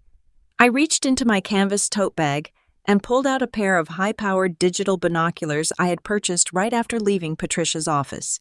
I raised them to my eyes, adjusting the focal ring until the blurry shoreline snapped into terrifying, devastating clarity. The house was not just a home. It was a sprawling Mediterranean-style compound. Massive stone pillars supported terracotta roofs. Lush tropical gardens terraced down toward a private deep-water dock, where a sleek white luxury speedboat was currently moored. But it was not the obscene real estate that made the breath completely vanish from my lungs. It was the people occupying the pristine limestone patio. Through the magnified lenses, I saw my younger sister Chloe. She was lounging on a plush white daybed, wearing a designer silk swimsuit cover-up, laughing brightly at something her husband Bradley was saying. Bradley looked tanned and incredibly smug, holding a crystal tumbler filled with amber liquor. Just a few yards away, my father Richard was casually practicing his golf swing on a perfectly manicured stretch of private green grass. He wore a crisp white polo shirt and expensive tailored shorts looking utterly relaxed and completely unburdened by the fact that his oldest daughter was facing decades in a federal penitentiary for his crimes. And then my vision locked onto my mother. Sandra was reclining under the shade of a massive canvas cabana. She was holding a delicate glass of chilled white wine, staring out at the calm, sparkling water of the inlet, with a look of absolute supreme satisfaction. She raised the glass to her lips, taking a slow, leisurely sip of a vintage that likely cost more than my weekly grocery budget. A violent physical reaction ripped through my entire body. My hands shook so intensely the binoculars rattled against my cheekbones. I lowered the lenses and stared across the water with my naked eyes.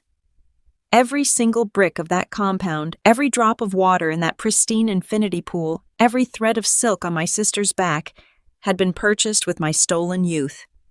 I had spent 8 agonizing years wearing shoes with holes in the soles, counting pennies at the grocery store, and swallowing my own dreams just to keep them safe. They had taken my loyalty, my credit score, and my professional identity and magically spun it into a lavish tropical paradise. They were sitting over there celebrating their brilliant escape, fully believing that the pathetic, gullible accountant they left behind in Chicago was currently weeping in a federal holding cell, entirely incapable of fighting back. They thought my complete destruction was simply the acceptable cost of doing business. They believed the ledger was permanently closed. I sat alone in the small aluminum boat, rocking gently in the warm Florida current, and a terrifying absolute silence washed over my mind. The heartbroken, devastated daughter who had begged for their love was officially dead. The desperate, panicked woman who had cried in the rain outside a police precinct was completely gone. As I watched my mother signal a uniformed household staff member to refill her wine glass, a cold, calculated, and flawlessly destructive plan began to crystallize in my brain. I knew exactly how they had built this fraudulent empire, and I knew exactly which structural pillars to remove to make the entire multi-million-dollar fantasy collapse directly on top of them. I reached down, grabbed the throttle of the outboard motor, and turned the boat back toward the public marina. The 30-day countdown was ticking, and I was ready to bring their fortress straight to the ground. The scent of ocean salt intertwined with the heavy aroma of imported cigars and expensive coconut sunscreen. Palm Beach was an entirely different universe constructed completely out of generational wealth and absolute privilege. I had completely shed my identity as a terrified, hunted fugitive, hiding out in a freezing Chicago apartment. Thanks to the ruthless brilliance of my attorney, Patricia, and a flawlessly fabricated corporate resume, I was now Anna Vance. I wore a tailored neutral linen suit that allowed me to fade seamlessly into the background of the ultra-exclusive Ocean Crest Country Club. Patricia had utilized her vast network of high society contacts to secure me a temporary position as an independent audit consultant. My official assignment was to review the sprawling quarterly vendor ledgers for the club management. My actual objective was to hunt down the man who had married into my family. The sheer scale of opulence inside the country club was staggering. The vaulted ceilings were covered in intricate gold leaf, and the floors were cut from flawless imported marble. Members paid hundreds of thousands of dollars in initiation fees simply for the privilege of walking through the grand mahogany front doors. My temporary status granted me universal access to the administrative offices, the private dining terraces, and the staff corridors. For 3 agonizing days, I sat in a shaded alcove overlooking the pristine Emerald Golf Course, pretending to reconcile massive champagne invoices and luxury catering receipts. I kept my head down behind my laptop screen, intensely monitoring the VIP cabanas. I was waiting for Bradley. He finally arrived on a suffocatingly humid Thursday afternoon, walking onto the private veranda like a conquering king returning to his loyal subjects. My golden sister's wealthy husband was flanked by 3 older, deeply tanned men wearing pastel polo shirts and completely unearned arrogance. Bradley ordered a round of top-shelf scotch before the lunch menus were even distributed, his voice booming over the gentle background melody of the courtyard water fountain.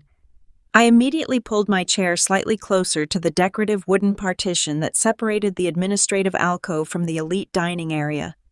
The architectural acoustics of the courtyard were practically designed for discreet eavesdropping, catching every single word of their conversation and funneling it directly to my ears. I kept my fingers flying across my keyboard, entering meaningless data into a blank spreadsheet, while my entire body went completely rigid with focus. Bradley was holding court, leaning back in his plush wicker chair and aggressively swirling the amber liquid in his crystal glass. He was not discussing his golf handicap or his recent honeymoon. He was openly boasting to his wealthy companions about a highly lucrative, incredibly secretive new financial venture. I heard him proudly describe a brilliant foreign investment fund he had recently structured. He laughed a harsh, arrogant sound that completely turned my stomach as he explained the mechanics of dodging aggressive federal oversight. One of the older men asked how he managed to move such massive amounts of capital offshore without triggering an immediate Internal Revenue Service audit. Bradley grinned, leaning across the table like he was sharing the ultimate winning lottery ticket. He told them that the secret to a flawless corporate shell game was finding the absolute perfect patsy. He boasted that he had discovered a foolproof method to bypass the federal regulators by simply utilizing a clean, certified public accountant. "You do not need to hire a crooked firm," he gloated loudly. "You just harvest the digital credentials of an overworked, trusting accountant.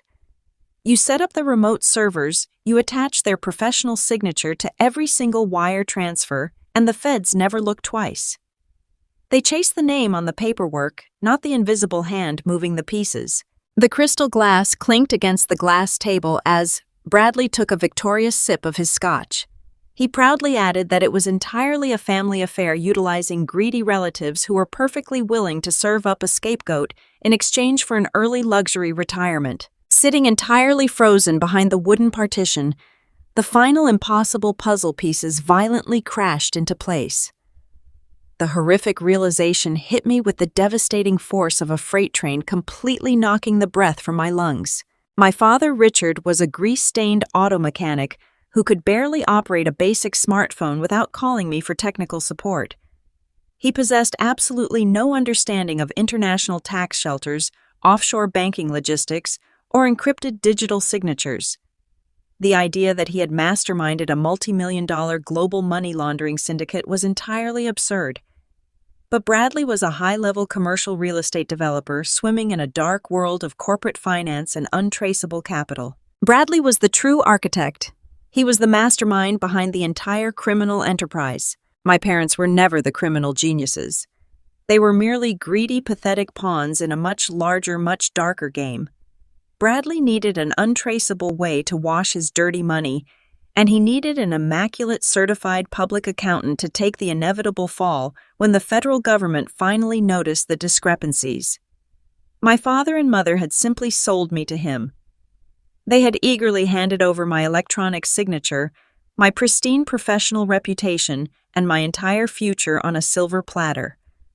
In exchange for sacrificing their oldest daughter to a lifetime in a federal penitentiary, they were rewarded with a Mediterranean mansion in Palm Beach, a brand new luxury wardrobe for Chloe, and an unlimited supply of vintage white wine. I was not just betrayed by a desperate family drowning in unexpected debt. I was systematically actively sold to a criminal to fund their luxury vacation. I had spent 8 years surviving on instant noodles and wearing shoes with holes in the soles, completely convinced I was saving my parents from absolute ruin. Instead, I was financing their devastatingly cruel retirement package. I stared blankly at the glowing screen of my laptop, a cold and lethal stillness washing over my entire body. The lingering heartbreak of a discarded daughter evaporated completely, leaving behind something entirely unbreakable. I was a cornered professional accountant, and I now possessed the exact blueprint of their fraudulent empire. I slowly saved my files, shut my laptop, and stood up from the alcove desk. Bradley thought he had purchased the perfect invisible scapegoat, but he had wildly underestimated the absolute destructive power of a woman who balances ledgers for a living. I walked out of the country club with my head held high, ready to burn their tropical paradise straight to the ground. The midday sun baked the pristine courtyard of the Ocean Crest Country Club, but the air inside the administrative alcove was aggressively chilled. I sat entirely still behind my sleek temporary workstation, watching the man who had purchased my destruction. Bradley was lounging in a plush velvet chair inside the ultra-exclusive VIP lounge just 50 feet away from my desk. He had dismissed his wealthy drinking companions an hour ago. Now he was completely absorbed in the glowing screen of a heavily encrypted silver laptop resting on his knees. His manicured fingers tapped casually across the keyboard. He looked incredibly bored. He looked like a man ordering expensive golf clubs or browsing luxury real estate listings. But I knew exactly what he was doing. He was managing his offshore accounts. He was moving the dirty money he had laundered using my stolen identity. My heart slammed against my ribs with a heavy, erratic rhythm, but my hands remained perfectly steady. I was not a trained spy or a rogue hacker from an action movie. I was a certified public accountant. My entire professional life was dedicated to understanding the intricate architecture of secure financial networks. I understood how money moved through digital pipelines, and I knew that every single transaction always leaves a highly specific electronic footprint, regardless of how deeply it is buried. I glanced down at my own plain black computer. Because Patricia had brilliantly inserted me into the club as an independent auditor, I had been granted high-level administrative access to the entire country club network. The local network was completely unsecured on the internal side. Wealthy people often prioritize absolute convenience over basic digital security. They want their wireless connections fast and seamless, without cumbersome passwords getting in the way of their business deals. I opened a specialized network diagnostic tool that I routinely use to trace missing corporate funds. My eyes scanned the cascading lines of raw data flooding across my dark screen. I filtered out the mindless traffic of hundreds of wealthy guests checking their social media accounts or streaming movies by the pool. I narrowed my search parameters, focusing exclusively on the specific wireless access point located directly above the VIP lounge. Within a matter of minutes, I identified a massive encrypted data stream. It was a glaring anomaly. It was a torrential flow of highly secure packets pushing through the club network with aggressive speed. I looked up through the decorative wooden partition. Bradley shifted his weight, adjusting his laptop screen to avoid the glare of the afternoon sun. He took a slow, arrogant sip of his scotch. That massive data stream belonged to him. He was actively communicating with his shadow servers right in front of me. My fingers flew across my keyboard with quiet, desperate precision. I did not need to break into his actual computer. I just needed to watch where his data was going. I isolated his specific internet protocol address and began capturing the destination headers of his encrypted packets. He was using a highly sophisticated virtual private network to bounce his signal across multiple international servers, attempting to mask his true physical location. It was the exact same evasive technique he had used to set up the Cayman Island shell companies under my name. But Bradley had made a fatal, arrogant mistake. He assumed he was completely untouchable while sitting in the heavily guarded sanctuary of his private country club. He had left his secondary synchronization protocol running in the background. His luxury laptop was simultaneously backing up his current session to a private, localized server. I latched onto that secondary data stream like a starving predator. I traced the outbound signal, bypassing the international decoys and isolating the true domestic target. The destination address flashed across my monitor in bright green text. I rapidly opened a public domain registry and cross-referenced the numerical address with commercial property records in the South Florida region. The result loaded almost instantly, and all the air completely vanished from my lungs. The secure encrypted server receiving the financial data of Bradley was not located in a foreign country or hidden in some remote offshore banking facility. The physical server was located directly in the heart of downtown Palm Beach. I pulled up the exact street address and stared at the name of the commercial tenant occupying the top floor of that sleek modern glass building. It was the private commercial real estate firm owned entirely by Bradley. He was keeping the master ledger incredibly close to home. The actual physical servers housing the original forged documents, the fake loan applications, and the undeniable proof of my stolen electronic signature were sitting inside his corporate office just a few miles away from where I was currently sitting. He was too arrogant to trust his most sensitive criminal records to a third-party hosting company. He wanted absolute control over the evidence. I closed the diagnostic program and meticulously wiped every single trace of my search history from the country club network. I sat back in my rigid wooden chair, staring blankly at the expensive marble floor. A profound, terrifying realization washed over my entire body. Having the digital network address was a massive breakthrough, but it was absolutely not enough to save my life. The federal prosecutors back in Chicago would never accept a simple network trace as concrete proof of my innocence. They needed the raw physical data. They needed the original hard drives containing the unaltered metadata that would prove my father had stolen my credentials and handed them over to Bradley. I could not simply call the authorities and ask them to secure a search warrant. I was a wanted federal fugitive currently hiding under an assumed name. If I walked into a local police station, they would immediately lock me in a holding cell and ship me back to Illinois in chains. I had absolutely no legal authority, and my 30-day countdown was rapidly running out. There was only one way to clear my name and ensure that my treacherous family and this arrogant criminal spent the rest of their natural lives in federal prison. I had to get those specific hard drives myself. I looked through the wooden partition one last time. Bradley closed his silver laptop with a sharp, victorious snap, finishing his drink and laughing confidently with a passing waiter. He had absolutely no idea that the silent, invisible accountant sitting just 50 feet away had just uncovered the beating heart of his entire criminal empire.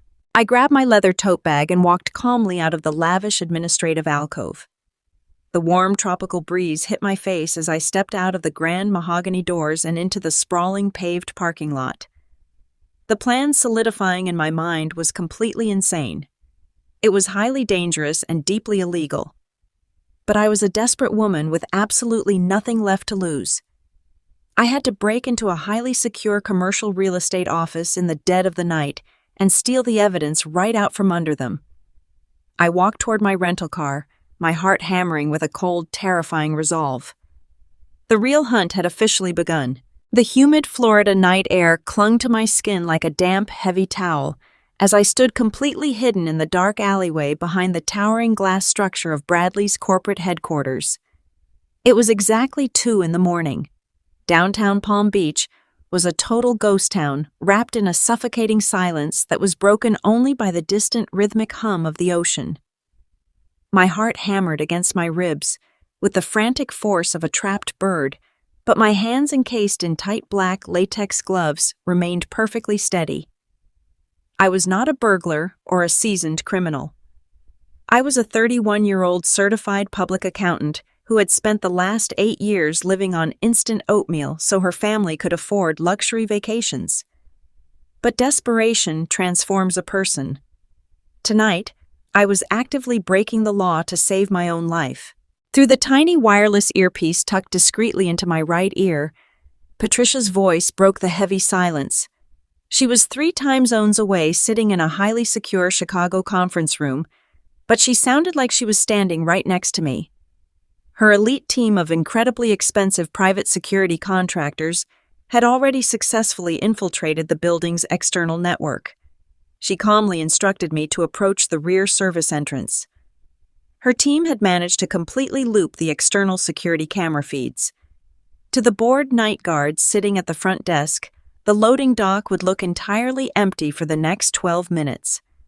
I had exactly 12 minutes to get in, locate the evidence, and get out before the digital system forcibly reset. I swiped a cloned magnetic keycard over the digital sensor. Patricia had acquired the pass using her deep pockets and highly questionable corporate connections. The heavy steel service door clicked open with a soft mechanical sigh. I slipped inside, pulling the thick door shut behind me until it latched securely. The aggressive building air conditioning hit me instantly, freezing the nervous sweat on the back of my neck. I moved quickly and silently through the dark maintenance corridor, navigating solely by the faint red glow of the emergency exit signs. My rubber-soled shoes made absolutely no sound against the polished linoleum floors. I reached the private executive elevator bank and used the cloned card to override the penthouse access panel. The ride up to the top floor took 30 agonizing, terrifying seconds. My analytical mind raced relentlessly, calculating every possible variable and outcome. If I failed tonight, I would spend the rest of my adult life rotting in a federal penitentiary for a massive financial crime I did not commit. If I succeeded, I would hand my treacherous parents and my arrogant brother-in-law that exact same fate. The elevator chimed softly. The metal doors slid open to reveal an incredibly opulent reception area. Thick hand-woven Persian rugs covered the floors and massive modern art pieces hung on the ambiently lit walls. Bradley spared absolutely no expense for his personal empire. I bypassed the main reception desks and went straight for the heavy frosted glass double doors marking the senior executive suite. The brass handle was locked tight, but the digital keypad beside it glowed a soft, inviting blue. Patricia guided me through the complex override protocol over the earpiece. She transmitted a scrambled frequency code directly to a small decryption device I had plugged into the keypad port. 10 agonizing seconds later, the light turned green. I pushed the heavy door open and stepped into the lavish inner sanctum of the man who had orchestrated my entire destruction. The room was massive, smelling faintly of expensive leather and stale scotch. Floor-to-ceiling windows offered a stunning panoramic view of the dark ocean, but I did not pause to admire the breathtaking scenery. I clicked on a small tactical penlight, keeping the bright beam aimed strictly downward. I had 7 minutes left. The clock was aggressively ticking in my ear. I moved straight to his massive mahogany desk, systematically checking every single drawer. They were locked, but easily bypassed with a simple tension tool. Empty. Nothing but meaningless corporate brochures and expensive stationery. I checked under the desk behind the thick bookshelves and inside a decorative globe. Nothing. My pulse quickened as absolute panic threatened to flood my system. Criminals of Bradley's caliber do not leave multi-million-dollar extortion evidence sitting in a top desk drawer. They hide things behind heavy steel. I swept the narrow beam of my flashlight across the dark walls, searching desperately for structural anomalies. My eyes landed on a large, aggressively ugly abstract painting hanging directly behind the main desk. It was entirely out of place in a room otherwise decorated with subtle nautical themes. I reached up, grabbed the heavy gilded frame, and pulled it firmly toward me. The painting swung outward on hidden hinges, revealing a sleek, flush-mounted steel wall safe. I whispered the make and model of the digital keypad to Patricia. I heard the rapid clicking of keyboards on her end. She told me to attach the decryption wire to the emergency override port hidden beneath the numerical display. My hands shook as I fumbled in the dark, finally pushing the metal pin into the slot. The electronic display flared to life, rapidly cycling through thousands of numerical combinations as Patricia's software brute forced the 6-digit passcode. 3 minutes left. Patricia warned, her voice suddenly tight with genuine tension. The safe beeped sharply. The heavy steel locking bolts retracted with a loud, terrifying clunk. I pulled the heavy metal door wide open. Inside the dark cavity sat exactly what I had come for. A heavy black encrypted hard drive rested on the bottom shelf. That drive held the raw digital metadata and the unaltered electronic fingerprints that would absolutely prove Bradley had hijacked my accounting credentials to construct his offshore shell companies. I grabbed the hard drive and shoved it deep into my canvas tote bag. But right next to the digital drive sat 2 thick, leather-bound accounting ledgers. They looked entirely out of place next to the modern server hardware. I pulled the heavy ledgers out and opened the first one on the glass desk, shining my penlight directly across the lined pages. My breath caught violently in my throat. My stomach plummeted straight to the floor. These were not financial account books. They were practice logs. The entire book was filled with endless obsessive rows of a single handwritten signature. My signature. I flipped through the crisp pages in utter horrifying disbelief. The first few pages showed crude, messy attempts. The loops of the capital letters were entirely wrong. The slant was too sharp and hesitant. But as the pages went on, the handwriting slowly and methodically morphed. The strokes became smoother and far more confident, capturing the exact distinct flourish I used when physically signing official tax documents. I stared at the dark blue ink, recognizing the heavy, forceful pressure of the pen. It was not Bradley's handwriting. It was not a stranger's handwriting. I had spent my entire childhood watching this specific handwriting sign my school permission slips and household grocery checks. It was my father. Richard had spent hours, days, and perhaps entire weeks sitting at a desk methodically and painstakingly teaching himself how to precisely forge my exact physical signature. He had filled entire notebooks mastering the absolute perfect imitation of my name. He did not just passively hand over my digital credentials to Bradley to pay off a debt. He had actively, eagerly participated in constructing my frame job. My own father had meticulously practiced signing away my freedom, my career, and my future, perfectly crafting the physical documents needed to legitimize the offshore accounts. The raw, calculated malice of his actions felt like a physical blow to the chest. Patricia's voice barked sharply in my ear, pulling me back to the urgent reality of the ticking clock. 60 seconds. The camera loop was rapidly destabilizing. I shoved the heavy leather ledgers into my tote bag alongside the encrypted hard drive. I slammed the steel safe shut, swung the ugly painting back into place, and rushed out of the executive suite. I had the undeniable proof. I had the digital hard drive that would expose the offshore shell companies, and I had the physical notebooks that would put my own father behind federal bars for forgery and conspiracy. The terrified, obedient daughter was officially dead and buried. As I sprinted down the dark hallway toward the service elevator, holding the absolute ruin of my treacherous family tightly against my chest, a cold, ruthless smile finally crossed my face. The sudden static crackle in my hidden earpiece was the loudest sound I had ever heard. Patricia rarely raised her voice, but the sheer urgency slicing through the tiny speaker sent a violent shockwave straight down my spine. She ordered me to abort immediately. The primary building security guard had inexplicably deviated from his predictable nightly patrol route.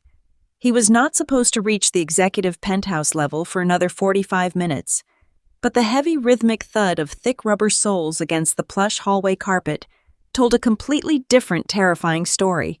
He was already outside. I shoved the heavy leather ledgers and the cold metal hard drive deep into my canvas tote bag and zipped it shut with trembling fingers. I frantically scanned the dimly lit executive suite for any possible exit. The massive floor-to-ceiling windows offered a stunning view of the Palm Beach coastline, but they were completely sealed shut. The only way out was the heavy frosted glass door I had just walked through, and a thick dark shadow was currently blocking the ambient light shining from the hallway. The heavy brass door handle suddenly jiggled. The metal latch clicked aggressively as the guard tested the lock. Complete panic threatened to paralyze my legs, but pure survival instinct seized absolute control of my body. I dove silently beneath Bradley's massive oak desk just as a master key slid into the electronic lock. The heavy wooden door swung open with a soft hydraulic hiss. A blinding beam of white light from a high-powered tactical flashlight slashed across the dark room. I pulled my knees tightly against my chest and clamped both of my latex-gloved hands forcefully over my mouth to muffle the sound of my own frantic breathing. The thick polished oak paneling of the desk shielded my body from the direct beam of light, but it provided absolutely no protection against the terrifying reality of the situation. If he took 3 steps forward and shined that light downward, my life was completely over.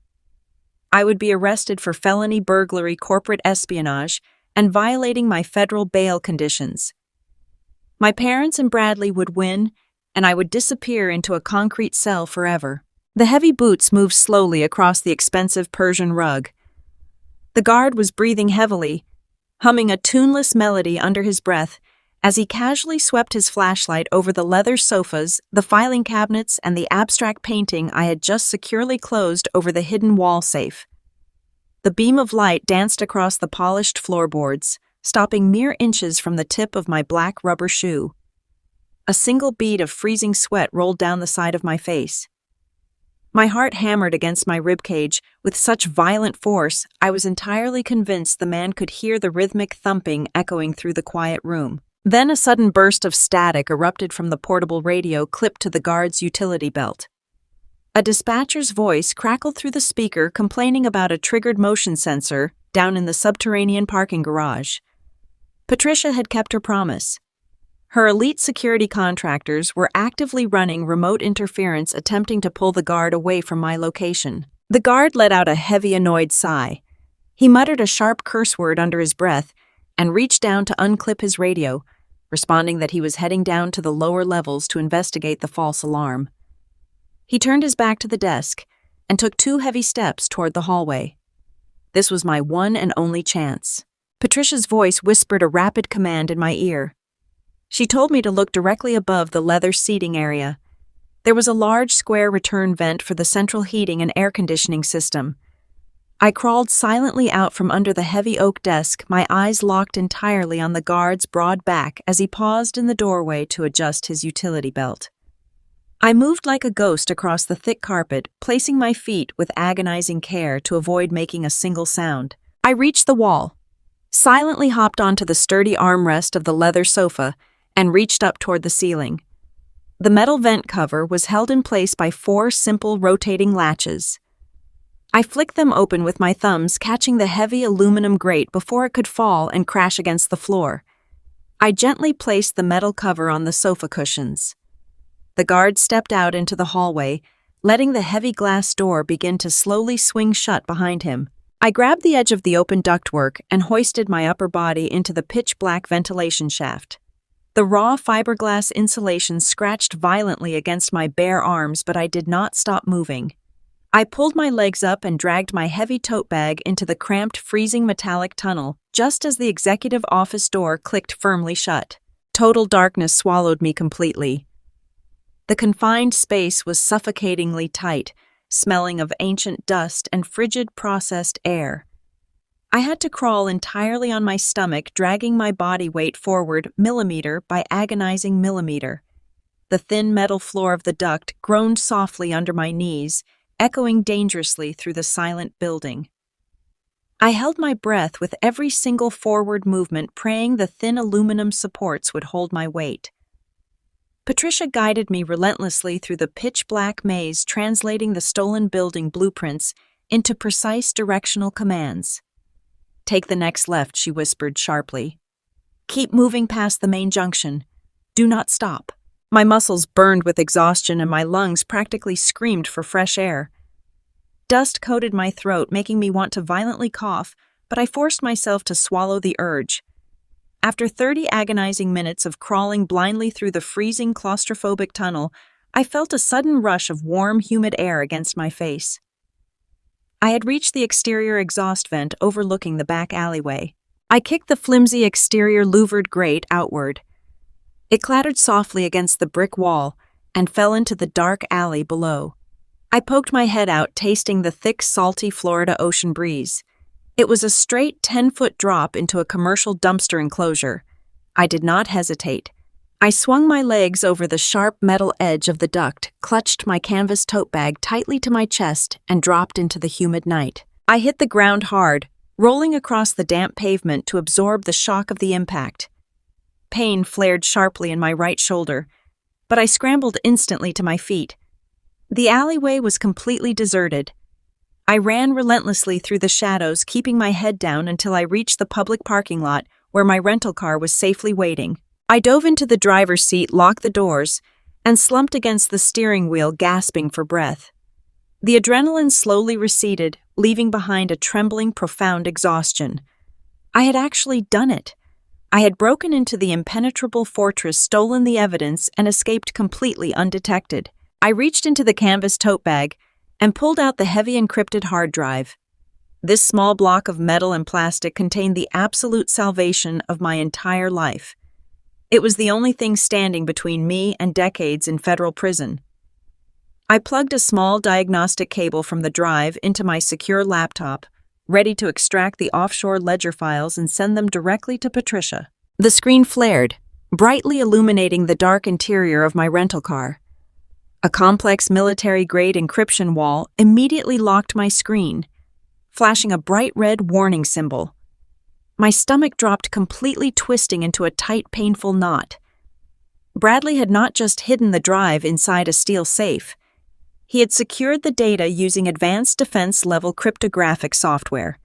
It was a digital vault designed to withstand sustained attacks from international intelligence agencies. I stared blankly at the relentless red warning light blinking methodically in the dark car. I had the physical drive and I had the forged notebooks, but the ultimate digital proof remained locked behind an impossible mathematical fortress. I needed to crack that military encryption before the federal grand jury convened in 20 days. I had to tear down that digital wall to finally trigger the devastating trap that would destroy them all. The freezing wind of Chicago slapped my face the moment I stepped out of the international airport terminal, but I could not have cared less about the bitter cold. Tucked safely inside my heavily guarded carry-on bag was the encrypted hard drive and the leather-bound forgery ledgers I had practically stolen from Bradley in Palm Beach. I did not go home to sleep or rest after the terrifying flight. I went directly to the towering glass building where my attorney Patricia operated. Her office was quiet at 6 a.m, bathed in the pale gray light of the dawn. When I set the stolen items on her massive mahogany desk, she did not say a single word. She just picked up her phone and summoned her lead forensic technologist, a quiet, intense man named Marcus, who looked like he had not slept in a decade. Marcus took one look at the flashing red warning screen on my laptop and let out a low, appreciative whistle. He confirmed my worst fears, immediately telling us that Bradley had utilized a proprietary military-grade encryption software that usually took months to safely crack. But Bradley had made one massive, fatal error. He was an arrogant man who genuinely believed he was the smartest person in any room. He had reused a complex variation of a password algorithm that he had previously deployed on the country club wireless network. I had captured the core sequence of that specific algorithm during my covert infiltration in Florida. I handed Marcus my flash drive containing the captured data packets. For 4 agonizing hours, Patricia and I sat in complete silence while Marcus ran custom decryption scripts. The hum of the server towers was the only sound in the room. My entire future hung suspended on the spinning gears of a computer processor. Then at exactly 10:45 in the morning, a soft digital chime echoed through the room. The impenetrable red wall vanished, completely replaced by thousands of perfectly organized blue folders. The digital vault was finally open. What we found inside those digital folders was far worse than anything I could have ever imagined. It was the absolute motherlode of white-collar criminality. Bradley was not just running a simple money laundering ring to wash some extra cash for his real estate buddies. He was orchestrating a massive international tax evasion syndicate for dozens of highly corrupt corporate executives across the country. The digital trail mapped out millions of dollars funneled through dummy corporations in the Cayman Islands, completely bypassing the federal tax system. But the true devastation, the part that completely broke my heart and replaced it with solid ice, was buried deep inside a folder labeled simply as Operations. It contained years of unredacted private emails between Bradley and my parents. I sat frozen in my leather chair reading the casual, callous correspondence of my own flesh and blood. In one exchange, my mother Sandra actually suggested staggering the illicit deposits into my fake accounts, so I would not get suspicious too quickly. She worried that if I saw too much money, I might ask annoying questions and ruin their early retirement timeline. In another email thread, my father proudly attached scanned copies of his practice forgery sheets, asking Bradley if the signature looked authentic enough to pass a routine bank audit. They had gleefully designed my absolute destruction. They discussed throwing me to the federal wolves with less emotion than someone planning a weekend grocery list. Bradley had even reassured my parents that with my professional accounting background, the authorities would automatically assume I was a rogue, greedy employee acting entirely alone. They had eagerly sold my life for a Mediterranean mansion and a fleet of luxury cars. A cold, heavy silence descended over the room as I finished reading the final terrifying email. Patricia slowly took off her reading glasses and set them on her pristine desk. The ruthless, calculating fire in her gray eyes was absolutely terrifying to behold. I quietly asked her if we should contact the local Chicago police or the regional prosecutor who had originally ordered my arrest. Patricia let out a sharp, humorless laugh that sent a sudden shiver straight down my spine. She absolutely refused to hand this massive treasure trove over to local authorities. She stated that local cops deal with street crime while we were currently holding the financial equivalent of a nuclear bomb. We needed the people who took down mobsters and international cartel bosses. We needed the heavyweights. By noon, Patricia had arranged a highly classified, secure meeting directly with the regional director of the Internal Revenue Service Criminal Investigation Division and a senior special agent from the Federal Bureau of Investigation Financial Crimes Task Force. She did not negotiate or play petty legal games. We walked into their imposing federal building, and Patricia simply handed them the unredacted drive and the physical forgery ledgers. She completely exposed the entire syndicate in one sweeping, undeniable motion. Sitting in that sterile government conference room, I watched as seasoned federal investigators scrolled through the explosive evidence with wide, shocked eyes. The undeniable paper trail proved completely that I was an innocent victim of a highly sophisticated frame job. More importantly, it provided the federal government with a flawless roadmap straight to the doorsteps of some of the most corrupt, wealthy elites in the entire country. The agents promised Patricia that my original charges would be dropped entirely, but they asked us to keep quiet for just a few more days while they positioned their tactical teams. The massive, inescapable federal net was officially cast. My parents and Bradley were still lounging under the warm Florida sun, completely oblivious to the fact that an entire army of heavily armed federal agents was quietly assembling in the shadows. They thought they were untouchable royalty sipping vintage wine and laughing at my misery.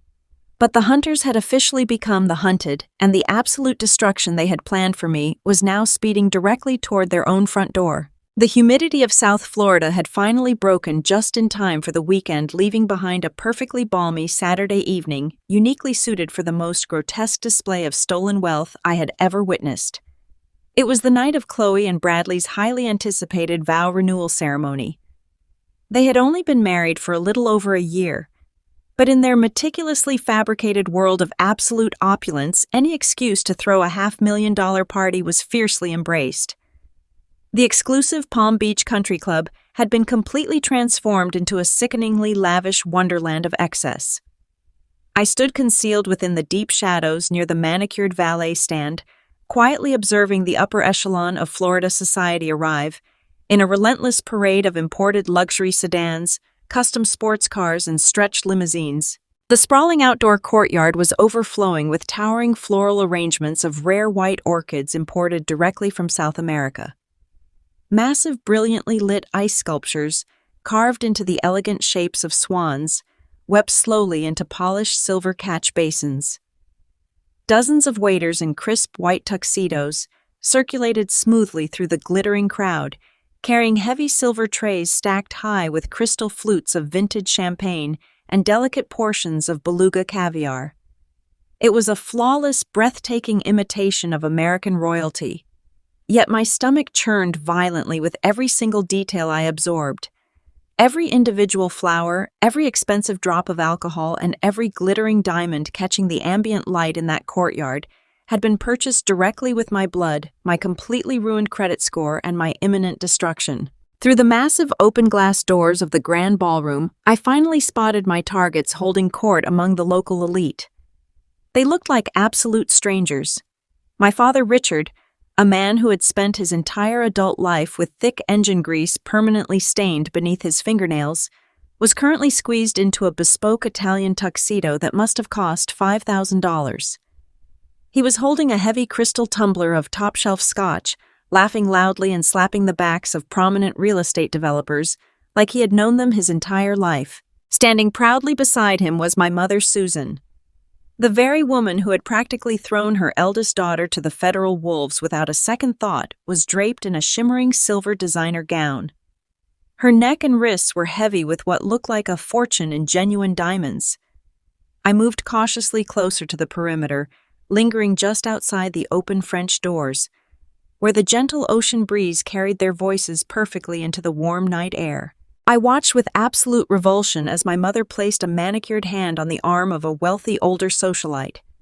I heard her voice dripping with an incredibly fake, highly polished accent, boasting loudly about the deep traditional roots of their family money.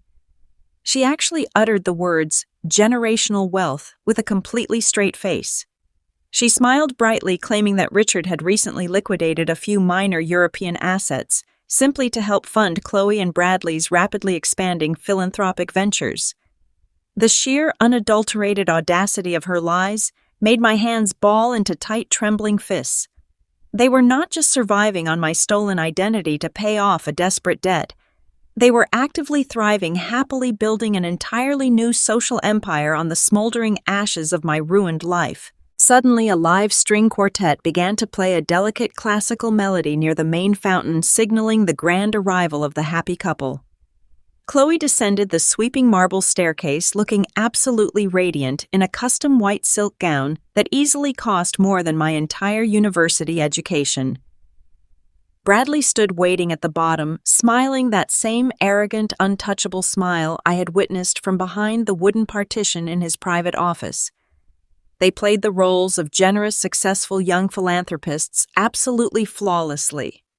The elite crowd clapped politely as Bradley kissed his wife, their sickeningly perfect stolen fairy tale playing out under the twinkling fairy lights strung meticulously across the royal palm trees.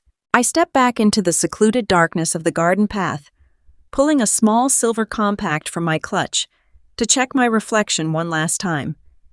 The terrified, exhausted fugitive who had fled Chicago in the freezing rain was completely gone.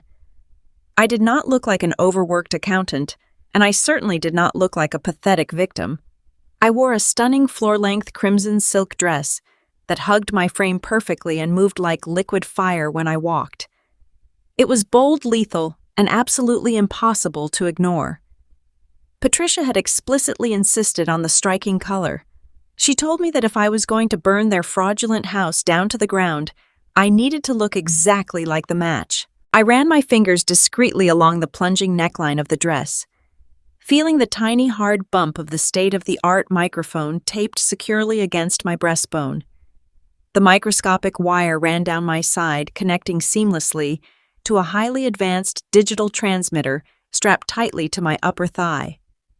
Just a few miles away, sitting inside a heavily armored surveillance van, the seasoned federal agents I had met in Chicago were listening intently to every single breath I took. The Internal Revenue Service Criminal Investigation Division and the Federal Bureau of Investigation had moved with terrifying immediate speed once Patricia handed over the decrypted hard drive. They had deployed a massive tactical unit to South Florida, silently surrounding the country club with unmarked vehicles and highly trained operatives waiting for my signal. My earpiece crackled softly with the steady, reassuring voice of the lead federal agent. He confirmed that all perimeter teams were locked in position and completely invisible to the private club security forces. He asked me directly if I was ready to initiate the final phase of the operation. I did not hesitate for a fraction of a second. I reached up and tapped the hidden microphone twice, signaling my absolute readiness to bring their empire down. I turned my back to the dark rolling ocean and began walking purposefully toward the brilliantly lit entrance of the grand ballroom. The heavy crimson silk of my dress swept dramatically against the immaculate stone pathways. Two massive, broad-shouldered security guards stood at the velvet ropes, meticulously checking names off an exclusive digital guest list. They looked up as I approached, their eyes narrowing slightly at the sight of an unrecognized woman walking with such profound, deliberate, and terrifying confidence. I did not slow my pace. I did not avert my gaze. I looked directly into the eyes of the head guard, holding my head high as I smoothly and firmly slipped past the red velvet barrier before he could even raise a single hand to stop me. The lively, intoxicating hum of the wealthy crowd washed over me a chaotic symphony of clinking crystal glasses and arrogant laughter. My parents and my sister were standing just 30 feet away, entirely oblivious to the fact that their perfect stolen reality was about to violently and permanently collapse. It was finally time to collect the absolute debt they owed me. The grand ballroom of the Palm Beach Country Club was a masterclass in fabricated perfection. Crystal chandeliers the size of small vehicles cast a warm, flattering glow over a sea of imported silk and tailored tuxedos. The air was thick with the scent of expensive perfume and blooming jasmine, masking the absolute rot at the center of this gathering. I stood just beyond the threshold of the massive open doors, letting the sheer weight of the moment settle over my shoulders. The live string quartet had paused their playing, allowing a hush to fall over the wealthy crowd as my father stepped up to the main microphone. Richard looked entirely in his element. He held a flute of champagne with an ease that belied his decades spent under the hoods of broken-down cars. His voice echoed through the pristine acoustic space, dripping with a practiced aristocratic charm that made my stomach turn. He spoke eloquently about family values, about building a legacy, and about the profound joy of watching his beautiful daughter Chloe find her perfect match in Bradley. He actually used the phrase unyielding integrity when describing his new son-in-law. He raised his glass high, praising their supposed business acumen and the bright, flawless future they were building together on a foundation of hard work and dedication. He told the crowd that true wealth was not just about money, but about loyalty and trust. The sheer hypocrisy of his words felt almost physical, but it only fueled the absolute fire burning in my chest. I stepped forward. The heavy crimson silk of my dress caught the light as I crossed the threshold and moved directly into the center of the grand ballroom. I did not sneak in. I did not hover at the edges like the forgotten spare child I used to be. I walked with the slow, measured rhythm of an executioner. The crowd of elite socialites and wealthy developers naturally parted around me, their polite smiles faltering as they took in the sight of a woman who clearly did not belong to their carefully curated world. My heels clicked rhythmically against the polished marble, a steady countdown that only I could hear. My eyes never left the raised platform where my family stood bathing in their stolen glory. My father was mid-sentence when his gaze finally caught the movement in the center of the room. The words simply died in his throat. His charismatic smile instantly collapsed, replaced by an expression of pure, unadulterated terror. He lowered the microphone slowly, his face draining of all color until he looked like a wax statue. Beside him, Chloe let out a sharp, audible gasp, grabbing Bradley tightly by the arm. Bradley looked completely confused for a fraction of a second before the realization slammed into him. The smug confidence evaporated from his features, replaced by the frantic panic of a trapped animal. He knew exactly who I was, and he knew exactly what my presence meant. But it was my mother who provided the ultimate reaction. Susan was standing near the edge of the stage, holding a delicate crystal glass filled with vintage champagne. She turned her head, following my father's horrified stare. When she saw me standing there, radiating absolute defiance in a dress the color of fresh blood, her body completely betrayed her. Her fingers went entirely slack. The expensive crystal glass slipped from her grasp and plummeted toward the ground. It struck the polished marble floor with a sharp, violent crack that echoed like a gunshot through the silent ballroom. Shards of glass exploded outward, glittering under the chandeliers as the expensive liquor pooled around her designer heels. The silence that blanketed the room was absolute and deafening. 300 wealthy guests stared back and forth between the frozen family on the stage and the woman in the crimson dress standing proudly in the center of the floor. Nobody breathed. Nobody moved. The perfectly constructed illusion of their high society life hung suspended by a single fragile thread. The shock lasted for exactly 5 seconds before pure panicked survival instinct kicked in. My parents practically scrambled off the stage. They moved with terrifying speed, completely abandoning their aristocratic personas as they rushed toward me. They slapped frantic, deeply forced smiles onto their pale faces, nodding politely to the confused guests they shoved past, attempting to mask the absolute chaos erupting beneath the surface. They reached me simultaneously, grabbing both of my arms with a vicious, desperate strength that bruised my skin through the silk of my sleeves. Before I could utter a single syllable, they were forcefully marching me away from the crowded ballroom, pushing me through a set of heavy wooden doors and into a secluded, dimly lit service hallway. The moment the doors clicked shut, sealing us away from their wealthy audience, the fake smiles vanished completely. The masks dropped, revealing the cruel, manipulative monsters I had known my entire life.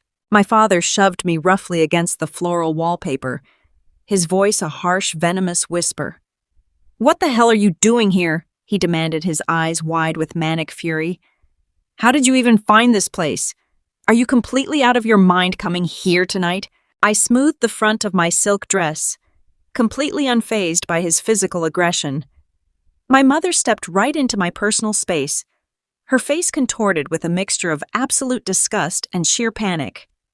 "You are completely ruining your sister's special day," she hissed, pointing a trembling manicured finger directly at my face. "This is exactly why we had to distance ourselves from you, Abigail. You are sick. You have always been sick and unstable. You are a jealous, bitter woman who cannot stand to see her family happy and successful." They fell back into their classic psychological manipulation with effortless ease. They tried to gaslight me, tried to make me feel small, crazy, and entirely at fault for the situation. They wanted to rewrite reality right there in the hallway, blaming me for the very destruction they had orchestrated. In the past, these exact words would have broken me. I would have internalized their venom and questioned my own sanity. I would have believed I was the villain in their perfect narrative. But not tonight. Tonight, their cruel words were not a weapon against me. They were a confession. I stood perfectly still, letting their hateful accusations wash over me without a single flinch. I did not argue. I did not yell back or try to defend myself against their absurd claims. I simply looked at them with cold, absolute clarity. As my mother continued her vicious tirade, calling me a pathetic burden who was completely obsessed with destroying Chloe, I felt the tiny hard edge of the microphone resting against my breastbone. Every single cruel word, every frantic admission of their guilt, every piece of their toxic manipulation was being transmitted with crystal clear audio directly to the federal agents, waiting silently in the dark parking lot outside. I let them keep talking, perfectly content to let them dig their own graves with their own arrogant voices. The trap was finally sprung, and they had absolutely no idea they were already caught. I did not shrink away from their clawing hands. I did not cower under the crushing weight of their physical intimidation. With a sudden massive surge of adrenaline fueled by nearly 3 decades of suffocating emotional abuse, I violently ripped my arms free from their desperate grip. The sheer, unexpected force of my movement sent my father stumbling backward against the expensive floral wallpaper. I stared at them with a look of pure, unfiltered disgust. I told them their time manipulating me in the dark was completely over. Then I turned on my heel, pushed the heavy mahogany doors wide open, and marched directly back into the blinding light of the grand ballroom. The entire room fell into a stunned, breathless hush as I strode purposefully down the center aisle. The live string quartet had completely abandoned their instruments mid-measure, leaving a jarring, heavy silence in their wake. Hundreds of elite Palm Beach socialites parted before me like the Red Sea, their eyes wide with morbid fascination and utter confusion. I did not stop until I reached the grand marble staircase leading up to the main stage. I climbed those steps with absolute, undeniable authority. Bradley was frozen near the elaborate weeping ice sculptures, his face a sudden mask of sweating panic. I walked straight to the center podium and wrapped my hands securely around the cool metal of the microphone. I tapped the microphone once, and the sharp feedback echoed like a thunderclap across the vaulted ceiling. "Good evening, everyone." I projected my voice clear and unwavering into the sea of shocked, upturned faces. My father Richard was just telling you all about the critical importance of family legacy and generational wealth. I think it is only fair that you meet the actual foundation of that magnificent wealth. I am Abigail. I am the oldest daughter they told you was a disturbed, estranged failure, and I am exactly the person who paid for every single drop of vintage champagne you are drinking tonight." I watched the healthy color completely drain from the faces of their wealthy friends and influential business partners. I did not hold back a single devastating detail. I told the captive crowd exactly how I had spent the last 8 years of my life working myself into absolute exhaustion to secretly cover my parents' mortgage back in Chicago. I described the crushing poverty I endured wearing shoes with holes in the soles, completely convinced I was saving my family from absolute financial ruin, but the reality was far more sinister than simple greed. I looked directly down at my mother, who was now trembling violently near the edge of the stage. I reminded her loudly of the rusted metal box with the razor blade she had maliciously left on my childhood desk. I told the horrified room how she had looked her teenage daughter in the eye and stated that my anxiety was a disgusting burden, and if I could not be absolutely perfect like Chloe, I should simply use the blade to end the inconvenience. A collective sickened gasp rippled through the elite crowd. Several prominent guests actually took physical steps away from my parents, treating them like a sudden infectious disease. But emotional and psychological torture was simply not enough for them. I continued, my voice ringing with lethal, unyielding precision. They needed a convenient scapegoat for their insatiable greed. I turned my burning gaze toward Bradley, who was practically vibrating with explosive rage. I laid out the entire intricate money laundering syndicate right there in front of the most powerful people in Florida. I detailed exactly how my brilliant brother-in-law had utilized his exclusive downtown real estate firm to wash millions of dollars in illicit offshore funds. I explained to the silent room how my own father had spent countless hours meticulously practicing and perfectly forging my certified public accountant signature to attach to fraudulent shell companies in the Cayman Islands. They purposely stole my hard-earned credentials, my pristine professional identity, and my entire future simply to fund this pathetic tropical illusion. The absolute chaos that erupted in that ballroom was instantaneous and spectacular. The polite, refined veneer of high society completely shattered into a million jagged pieces. Bradley let out a primal, furious roar and lunged directly for the podium. He scrambled recklessly up the marble steps, his hands outstretched like rigid claws, desperate to rip the microphone from my grasp and silence the devastating truth. Before he could even cross the wooden stage, my sister Chloe collapsed dramatically onto the polished floor. She buried her face in her manicured hands and began wailing in loud, hysterical tears, playing the ultimate shattered victim for the terrified crowd. My mother completely lost her mind. Susan began waving her arms frantically, pointing at me and screaming at the top of her lungs. "Someone call the police!" she shrieked, her voice cracking with sheer transparent desperation. "Get security in here right now! She is a crazy stalker. She is a psychotic liar trying to ruin my beautiful daughter's special day. Throw her out into the street." The heavy wooden doors at the back of the ballroom swung violently open as 4 massive private security guards rushed into the room, pushing their way through the panicked, confused guests. I did not panic. I did not step back from the microphone or try to flee the stage. I simply stood my ground in my striking crimson silk dress, completely unbothered by the approaching guards or the violent rage of Bradley. I looked down at my mother, whose face was contorted into a mask of pure ugly terror. I offered her a slow, ice-cold smile that stopped her frantic screaming entirely. I casually raised my left arm and checked my watch with absolute methodical precision.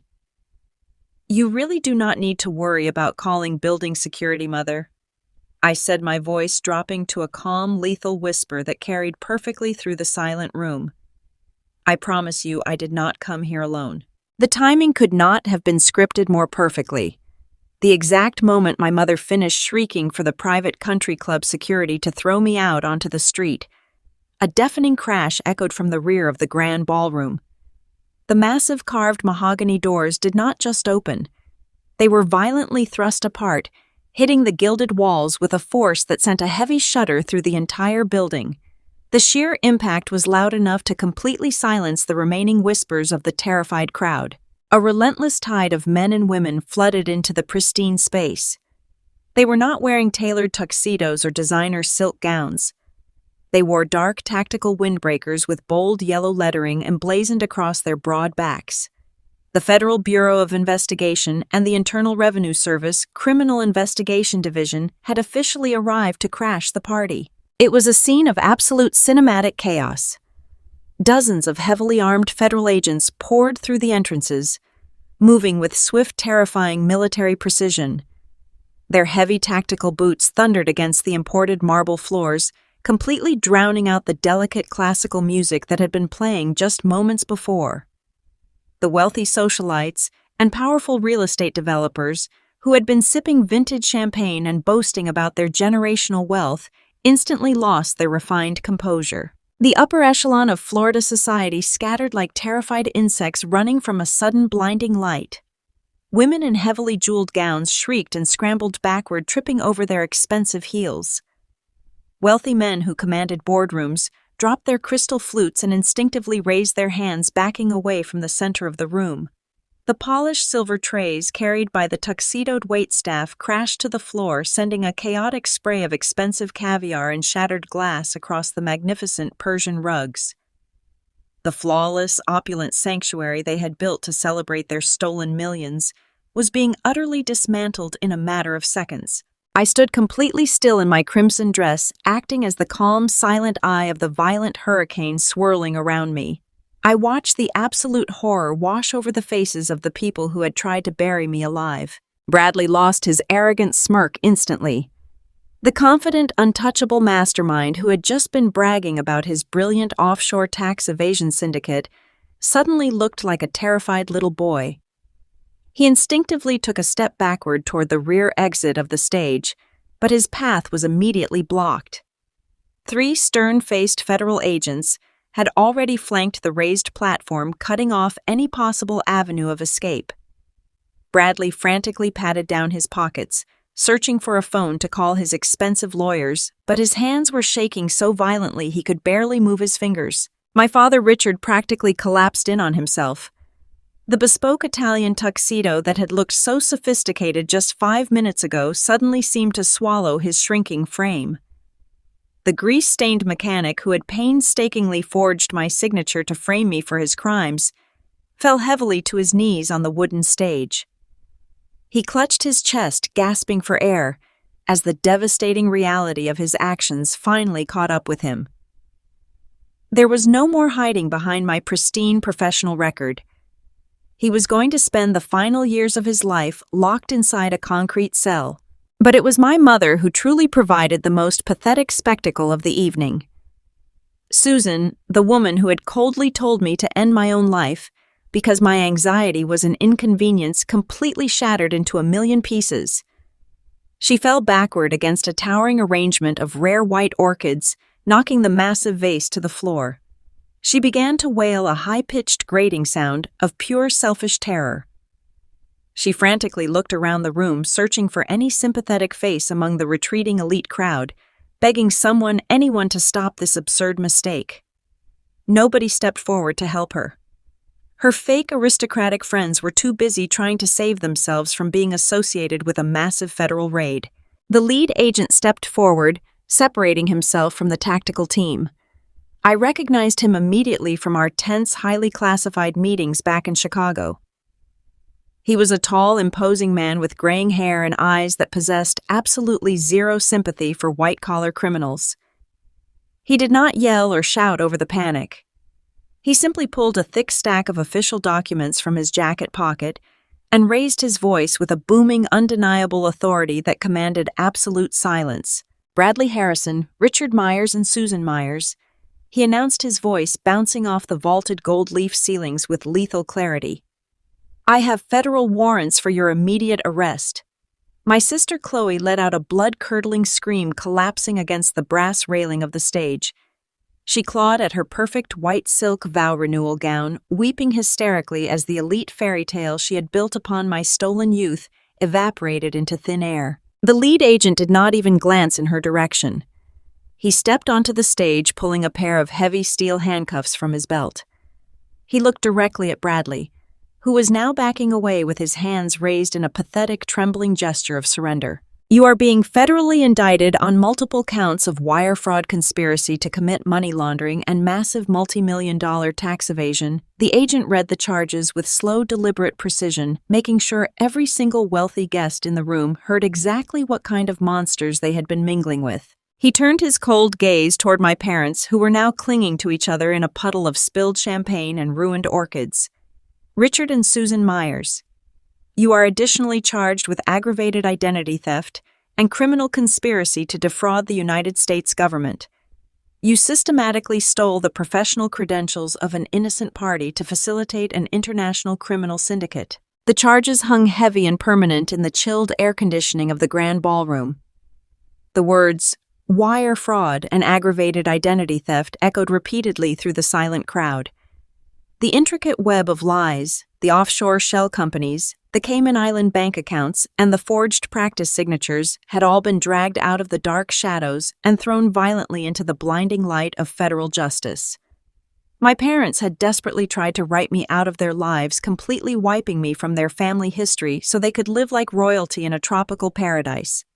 Now they were going to be written into a federal indictment that would absolutely guarantee they never saw the outside of a prison wall again. The sheer gravity of a federal raid does strange things to the flow of time. One moment you are standing in a glittering palace of false promises, and the next the oxygen is entirely sucked out of the room, replaced by the crushing weight of reality. The crystal chandeliers above us shone with a harsh, unforgiving light, illuminating every crack in my family's perfectly constructed facade. The elite tactical units moved with terrifying efficiency, securing the perimeter and treating the wealthy elite of Palm Beach like common bystanders at a crime scene. My father Richard was the first to completely break. The grease-stained mechanic who had spent the evening pretending to be a seasoned aristocrat suddenly lost all control of his legs. He fell heavily to his knees, the expensive fabric of his bespoke tuxedo tearing against the polished marble. He raised his trembling hands toward the federal agents, babbling incoherently. He begged them to understand that it was a massive clerical error. He stammered that he was just following instructions, trying to help his son-in-law, and that he did not actually know where the offshore money was originating from. He completely threw Bradley under the bus without a second of hesitation, desperately trying to save his own skin. It was nauseating to watch the man who had forged my signature to frame me now weeping like a terrified child. Bradley did not fare much better. Two imposing agents firmly grabbed his arms, twisting them roughly behind his back. The arrogant, untouchable grin was wiped from his face, replaced by a pale, sweaty mask of pure shock. He cursed wildly, spitting venom at the agents, but his bravado was hollow. The heavy, sharp click of cold steel handcuffs snapping securely around his wrists echoed with beautiful finality. It was my mother who truly provided the defining moment of the evening. Susan, realizing that her entire world was violently imploding, turned her desperate, manic gaze toward me. She lunged forward, her silver designer gown tearing against a discarded serving tray. An agent stepped quickly to intercept her, but I raised my hand, signaling him to let her speak. She dropped to the floor right in front of me, grasping frantically at the hem of my crimson silk dress. Her elaborate updo had completely unraveled, and thick dark streaks of expensive mascara ran down her cheeks like toxic rain. "Abby, please, you have to help me," she sobbed hysterically, her voice a ragged grating sound that scraped against my ears. "I am your mother. You cannot do this to us. You cannot let them take me away. Tell them it is a mistake, Abby. Tell them you did it. Please, you have to save your family." Even now, as the federal nets pulled tight around her, she was still actively trying to sacrifice me. She still fully expected the quiet, obedient daughter to lay down on the sacrificial altar so she could continue attending country club luncheons. I did not pull away from her grasping hands. Instead, I slowly crouched down until my face was perfectly level with hers. I looked directly into her terrified, frantic eyes, completely unbothered by the chaotic, swirling mass of agents and panicked guests surrounding us. The frightened little girl, who had spent decades begging for her affection, was entirely dead and buried. "You put my life in a tiny dark box." I whispered, my voice steady and ice cold, carrying easily over her pathetic sobbing.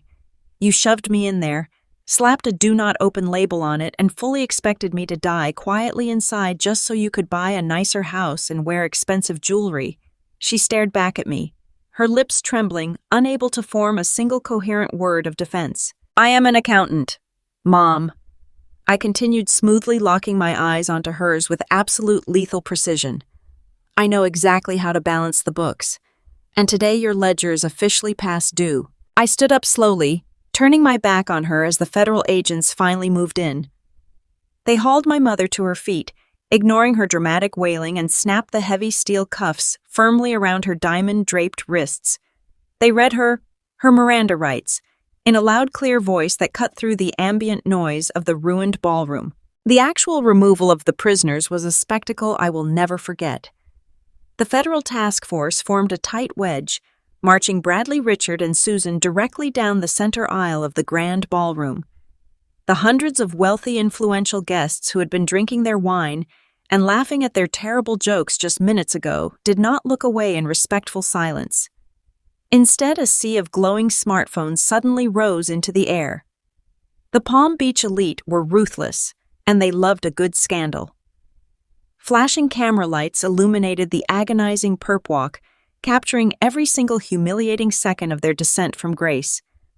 My parents were paraded out of the country club in shiny metal handcuffs, their faces permanently immortalized in the digital archives of the very high society they had sacrificed me to join. I stood alone in the center of the shattered ballroom, taking a deep breath. The heavy, suffocating burden I had carried on my shoulders for 28 years completely evaporated. They were gone. Their lies were exposed, their stolen wealth was seized, and their future was firmly locked behind heavy iron bars. I simply felt an incredible, profound sense of peace. I learned the hardest way possible that true loyalty must be earned, and toxic people will always exploit your forgiveness if you let them. Setting boundaries is not an act of betrayal. Refusing to be the sacrificial lamb for someone else's comfort is not selfish. It is the ultimate act of self-preservation. You are not required to set yourself on fire simply to keep your abusers warm. If you are watching this and you have ever felt like the invisible scapegoat in your own home, I hope my journey gives you the strength to walk away. You deserve to be surrounded by people who celebrate your existence. Thank you so much for staying with me until the end of this incredible journey. If you connected with this story, please take a moment to hit that like button and subscribe to the channel. Let me know in the comments below. Have you ever had to cut ties with a toxic family member to save yourself? Tell me your story because your voice matters. Take care of yourself, and remember your ledger belongs entirely to you. The heavy wooden doors of the federal courthouse in downtown Miami felt like the gates to an entirely different universe. After 11 grueling months of endless depositions, massive mountains of digital evidence, and relentless legal maneuvering, the final day of absolute reckoning had finally arrived. I sat quietly in the second row of the gallery, flanked tightly by Patricia and the lead federal investigator, watching the man who had orchestrated my entire destruction face a federal judge. Bradley did not look like a wealthy real estate mogul anymore. Stripped entirely of his bespoke tailored suits and his $50,000 watches, he was just a small, trembling man drowning in an oversized, bright orange jumpsuit. When the judge read the final verdict, the words hit the silent courtroom with the sheer force of a falling anvil. He was given 15 years in a federal penitentiary without the possibility of early parole. Bradley collapsed forward into his chair, burying his pale face in his manacled hands, while his expensive defense team simply packed up their leather briefcases knowing they were thoroughly and completely defeated. Then it was my parents' turn to face the music. Watching Richard and Susan shuffle slowly toward the defense table was a deeply surreal experience. The vibrant Palm Beach socialites, who had proudly bragged about their fake generational wealth, were entirely gone. My mother looked incredibly frail, her dyed blonde hair showing stark white roots, and her posture hunched under the crushing weight of extreme public humiliation. My father stared blankly ahead, entirely hollowed out and stripped of his arrogant pride. The federal judge did not hold back a single ounce of his disgust. He stared down from his elevated wooden bench and delivered a scathing reprimand about their unprecedented greed and their absolute willingness to sacrifice their own flesh and blood for a superficial lifestyle. He formally sentenced both Richard and Susan to 7 years in federal prison for aggravated wire fraud and criminal conspiracy. 7 years. For two people in their late 60s, accustomed to Egyptian cotton sheets and vintage wine, federal prison was an effective death sentence to their grand illusions. I watched the armed bailiffs lead them away toward the holding cells. My mother briefly turned her head, searching the crowded gallery for me, but I simply held her gaze with a cold, steady indifference. I felt absolutely no pity for them. I only felt the profound, undeniable satisfaction of a perfectly balanced ledger. The criminal sentences were only the beginning of their absolute ruin. The Internal Revenue Service Criminal Investigation Division moved with ruthless, terrifying efficiency to completely dismantle the fraudulent empire they had built on my stolen identity. The magnificent Palm Beach mansion with its imported marble floors and cascading orchid gardens was immediately seized by the federal government. Wealthy neighbors who had previously attended their lavish vow renewal party now stood on their manicured lawns watching in stunned silence as heavy government tow trucks hauled away the entire fleet of luxury vehicles. The silver Mercedes, the custom sports cars, the imported sedans, everything vanished in a matter of hours.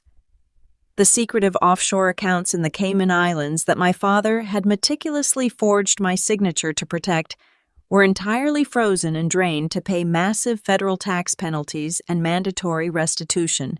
Their entire fake existence was effectively wiped from the map, leaving absolutely nothing behind but a staggering mountain of debt and a permanent legacy of extreme shame. While the federal government systematically crushed the architects of my misery, Patricia worked her brilliant legal magic to rebuild my ruined life. She filed a comprehensive motion to dismiss the original state charges against me, presenting the unredacted offshore emails and the physical forgery ledgers directly to the regional prosecutor. Faced with the overwhelming, undeniable proof of my complete innocence, the state had absolutely no choice but to drop every single charge against me. The day the official exoneration papers arrived in the mail, I sat alone at my kitchen table and cried for the first time in over a year. They were not tears of sorrow or lingering panic. They were tears of absolute, unadulterated relief. My name was finally clean. My certified public accountant license was fully restored, and my professional reputation was completely repaired. I was no longer a fugitive or a disgraced felon. I was simply Abigail again. But Patricia was far from finished with my case. She firmly believed that clearing my name was merely the baseline of true justice. I deeply deserved full financial restoration for the 8 years of extreme poverty I had endured while secretly paying off a fake mortgage to fund their luxury lifestyle. We immediately launched a massive, aggressive civil lawsuit against the entire remaining estate. Since Bradley and my parents had all their primary assets seized by the federal government, Patricia strategically targeted the one pristine pool of money that was left completely exposed. She went directly after Chloe's untouched private trust fund. Bradley had established that massive account shortly after their extravagant wedding, thinking it would safely shelter a large portion of his laundered cash. He was entirely wrong about its security. The civil judge ruled heavily and completely in my favor, granting me full legal restitution of the $288,000 they had systematically stolen from me over 8 long years. But the true absolute victory came in the form of substantial punitive damages awarded for the extreme psychological and emotional distress they had purposefully inflicted upon me. The final court order authorized the immediate seizure and complete liquidation of Chloe's entire trust fund to quickly satisfy my financial judgment. In a matter of mere days, my sister went from a pampered country club princess to completely, absolutely broke. The woman who had worn custom silk gowns and laughed cruelly at my frayed shoes was brutally evicted from her temporary luxury apartment when her rent checks suddenly stopped clearing the bank. Without Bradley's stolen money to cushion her dramatic fall and our treacherous parents locked securely away in federal prison, Chloe finally had to face the harsh, unforgiving reality of the real world. I heard through the scattered grapevine of old family acquaintances that she had been forced to take a grueling minimum wage job just to survive. The spoiled sister who had never worked a hard day in her entire adult life, who believed she was naturally superior to everyone around her, was now wearing a stained polyester uniform. She was pouring cheap coffee and wiping down sticky tables at a busy roadside diner just outside the city limits. She was living in a tiny, cramped studio apartment, desperately counting her meager tips to afford basic weekly groceries. Every single time she scrubbed a dirty dish or dealt with a rude, demanding customer, she was paying the ongoing brutal price for her absolute complicity in my deep suffering. I took the fully recovered funds and carefully invested them, securing a solid, unbreakable financial foundation for my own independent future. I did not buy imported sports cars or absurdly large mansions to show off to strangers. I simply bought total peace of mind. The staggering wealth they had stolen from me was finally returned to its rightful, honest owner. The terrifying villains who had actively tried to bury me were now rotting in small concrete prison cells and serving cheap coffee to truck drivers. The terrifying violent storm that had threatened to completely consume my life had finally passed, leaving behind a beautiful clear sky. I had walked straight through the absolute fires of their betrayal and emerged completely whole, firmly holding the very keys to my own destiny. The morning sun streaming through the expansive floor-to-ceiling windows of my new corner office is incredibly warm and perfectly golden. It casts a beautiful bright light across my solid mahogany desk, illuminating the heavy brass nameplate that sits proudly near the edge. Abigail Myers, Certified Public Accountant. I trace my fingers over the smoothly engraved letters every single morning when I unlock the front glass door. It is a quiet, simple ritual, but it means absolutely everything to my heart. This boutique financial consulting firm, located right in the heart of a vibrant, sun-drenched Florida coastal town, belongs entirely to me. I built it from the ground up using the substantial restitution funds I legally recovered and my own tireless, unyielding dedication. My name is no longer a forged signature on a fraudulent offshore tax document. It is a pure symbol of integrity, resilience, and absolute triumph. Sitting in my comfortable leather executive chair, looking out at the gentle, rhythmic sway of the green palm trees, I frequently reflect on the incredible, terrifying distance I have traveled. The exhausted 31-year-old woman who once crawled through a pitch-black, freezing air conditioning vent in the middle of the night feels like a complete stranger to me now. That desperate woman was a willing hostage to her own deeply ingrained sense of familial duty. She genuinely believed that if she just worked a little harder, sacrificed a little more, and made herself completely invisible, her cruel parents would finally look at her with genuine, unconditional love. Today I know the absolute, undeniable truth. The love I was so desperately starving for was never going to come, because my parents were entirely incapable of providing anything that did not directly benefit their own greed. There is a profound, insidious lie that society teaches us from the moment we are born. We are strictly conditioned to believe that family is an unbreakable, magical bond, that sharing a biological bloodline automatically requires infinite forgiveness and eternal sacrifice. We are told repeatedly to keep the peace, to swallow our pride, and to turn the other cheek because family is supposed to be everything. But I learned the hardest and most agonizing way possible that sharing DNA does not give anyone the absolute right to exploit your soul. Blood does not excuse psychological torture, and a shared last name is never a valid license for systemic financial abuse.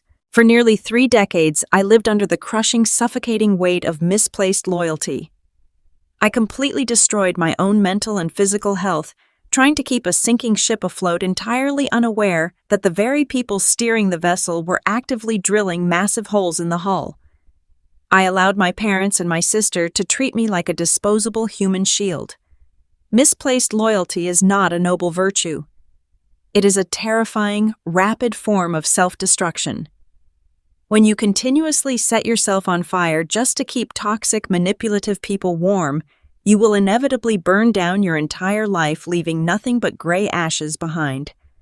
I had to let the obedient, terrified version of Abigail completely die, so that the empowered, successful woman sitting in this sunlit office could finally breathe and truly live. My life today is beautifully, remarkably quiet. I do not experience those sudden paralyzing spikes of raw anxiety when my personal phone rings. I no longer check my banking applications with a sickening sense of dread, wondering if another fraudulent international charge has magically appeared. My peaceful evenings are not spent crying over forged ledgers or eating cheap, instant oatmeal just to pay for someone else's luxury tropical vacation. Instead, my bright days are filled with genuine, rewarding purpose. I use my vast financial expertise to help hardworking, honest people securely build their futures. Many of my favorite clients are strong women who have recently escaped their own devastating versions of financial and emotional abuse. Guiding them carefully toward absolute financial independence brings me a level of profound joy I cannot adequately describe. I have completely and permanently severed the heavy rusted chains of my dark past. My treacherous parents are currently serving their long federal sentences in stark concrete facilities, completely stripped of their stolen glamour, their fake aristocratic accents, and their glittering diamonds. My sister is learning the brutal, exhausting reality of minimum wage labor, desperately trying to survive without a stolen multi-million-dollar trust fund to safely catch her fall.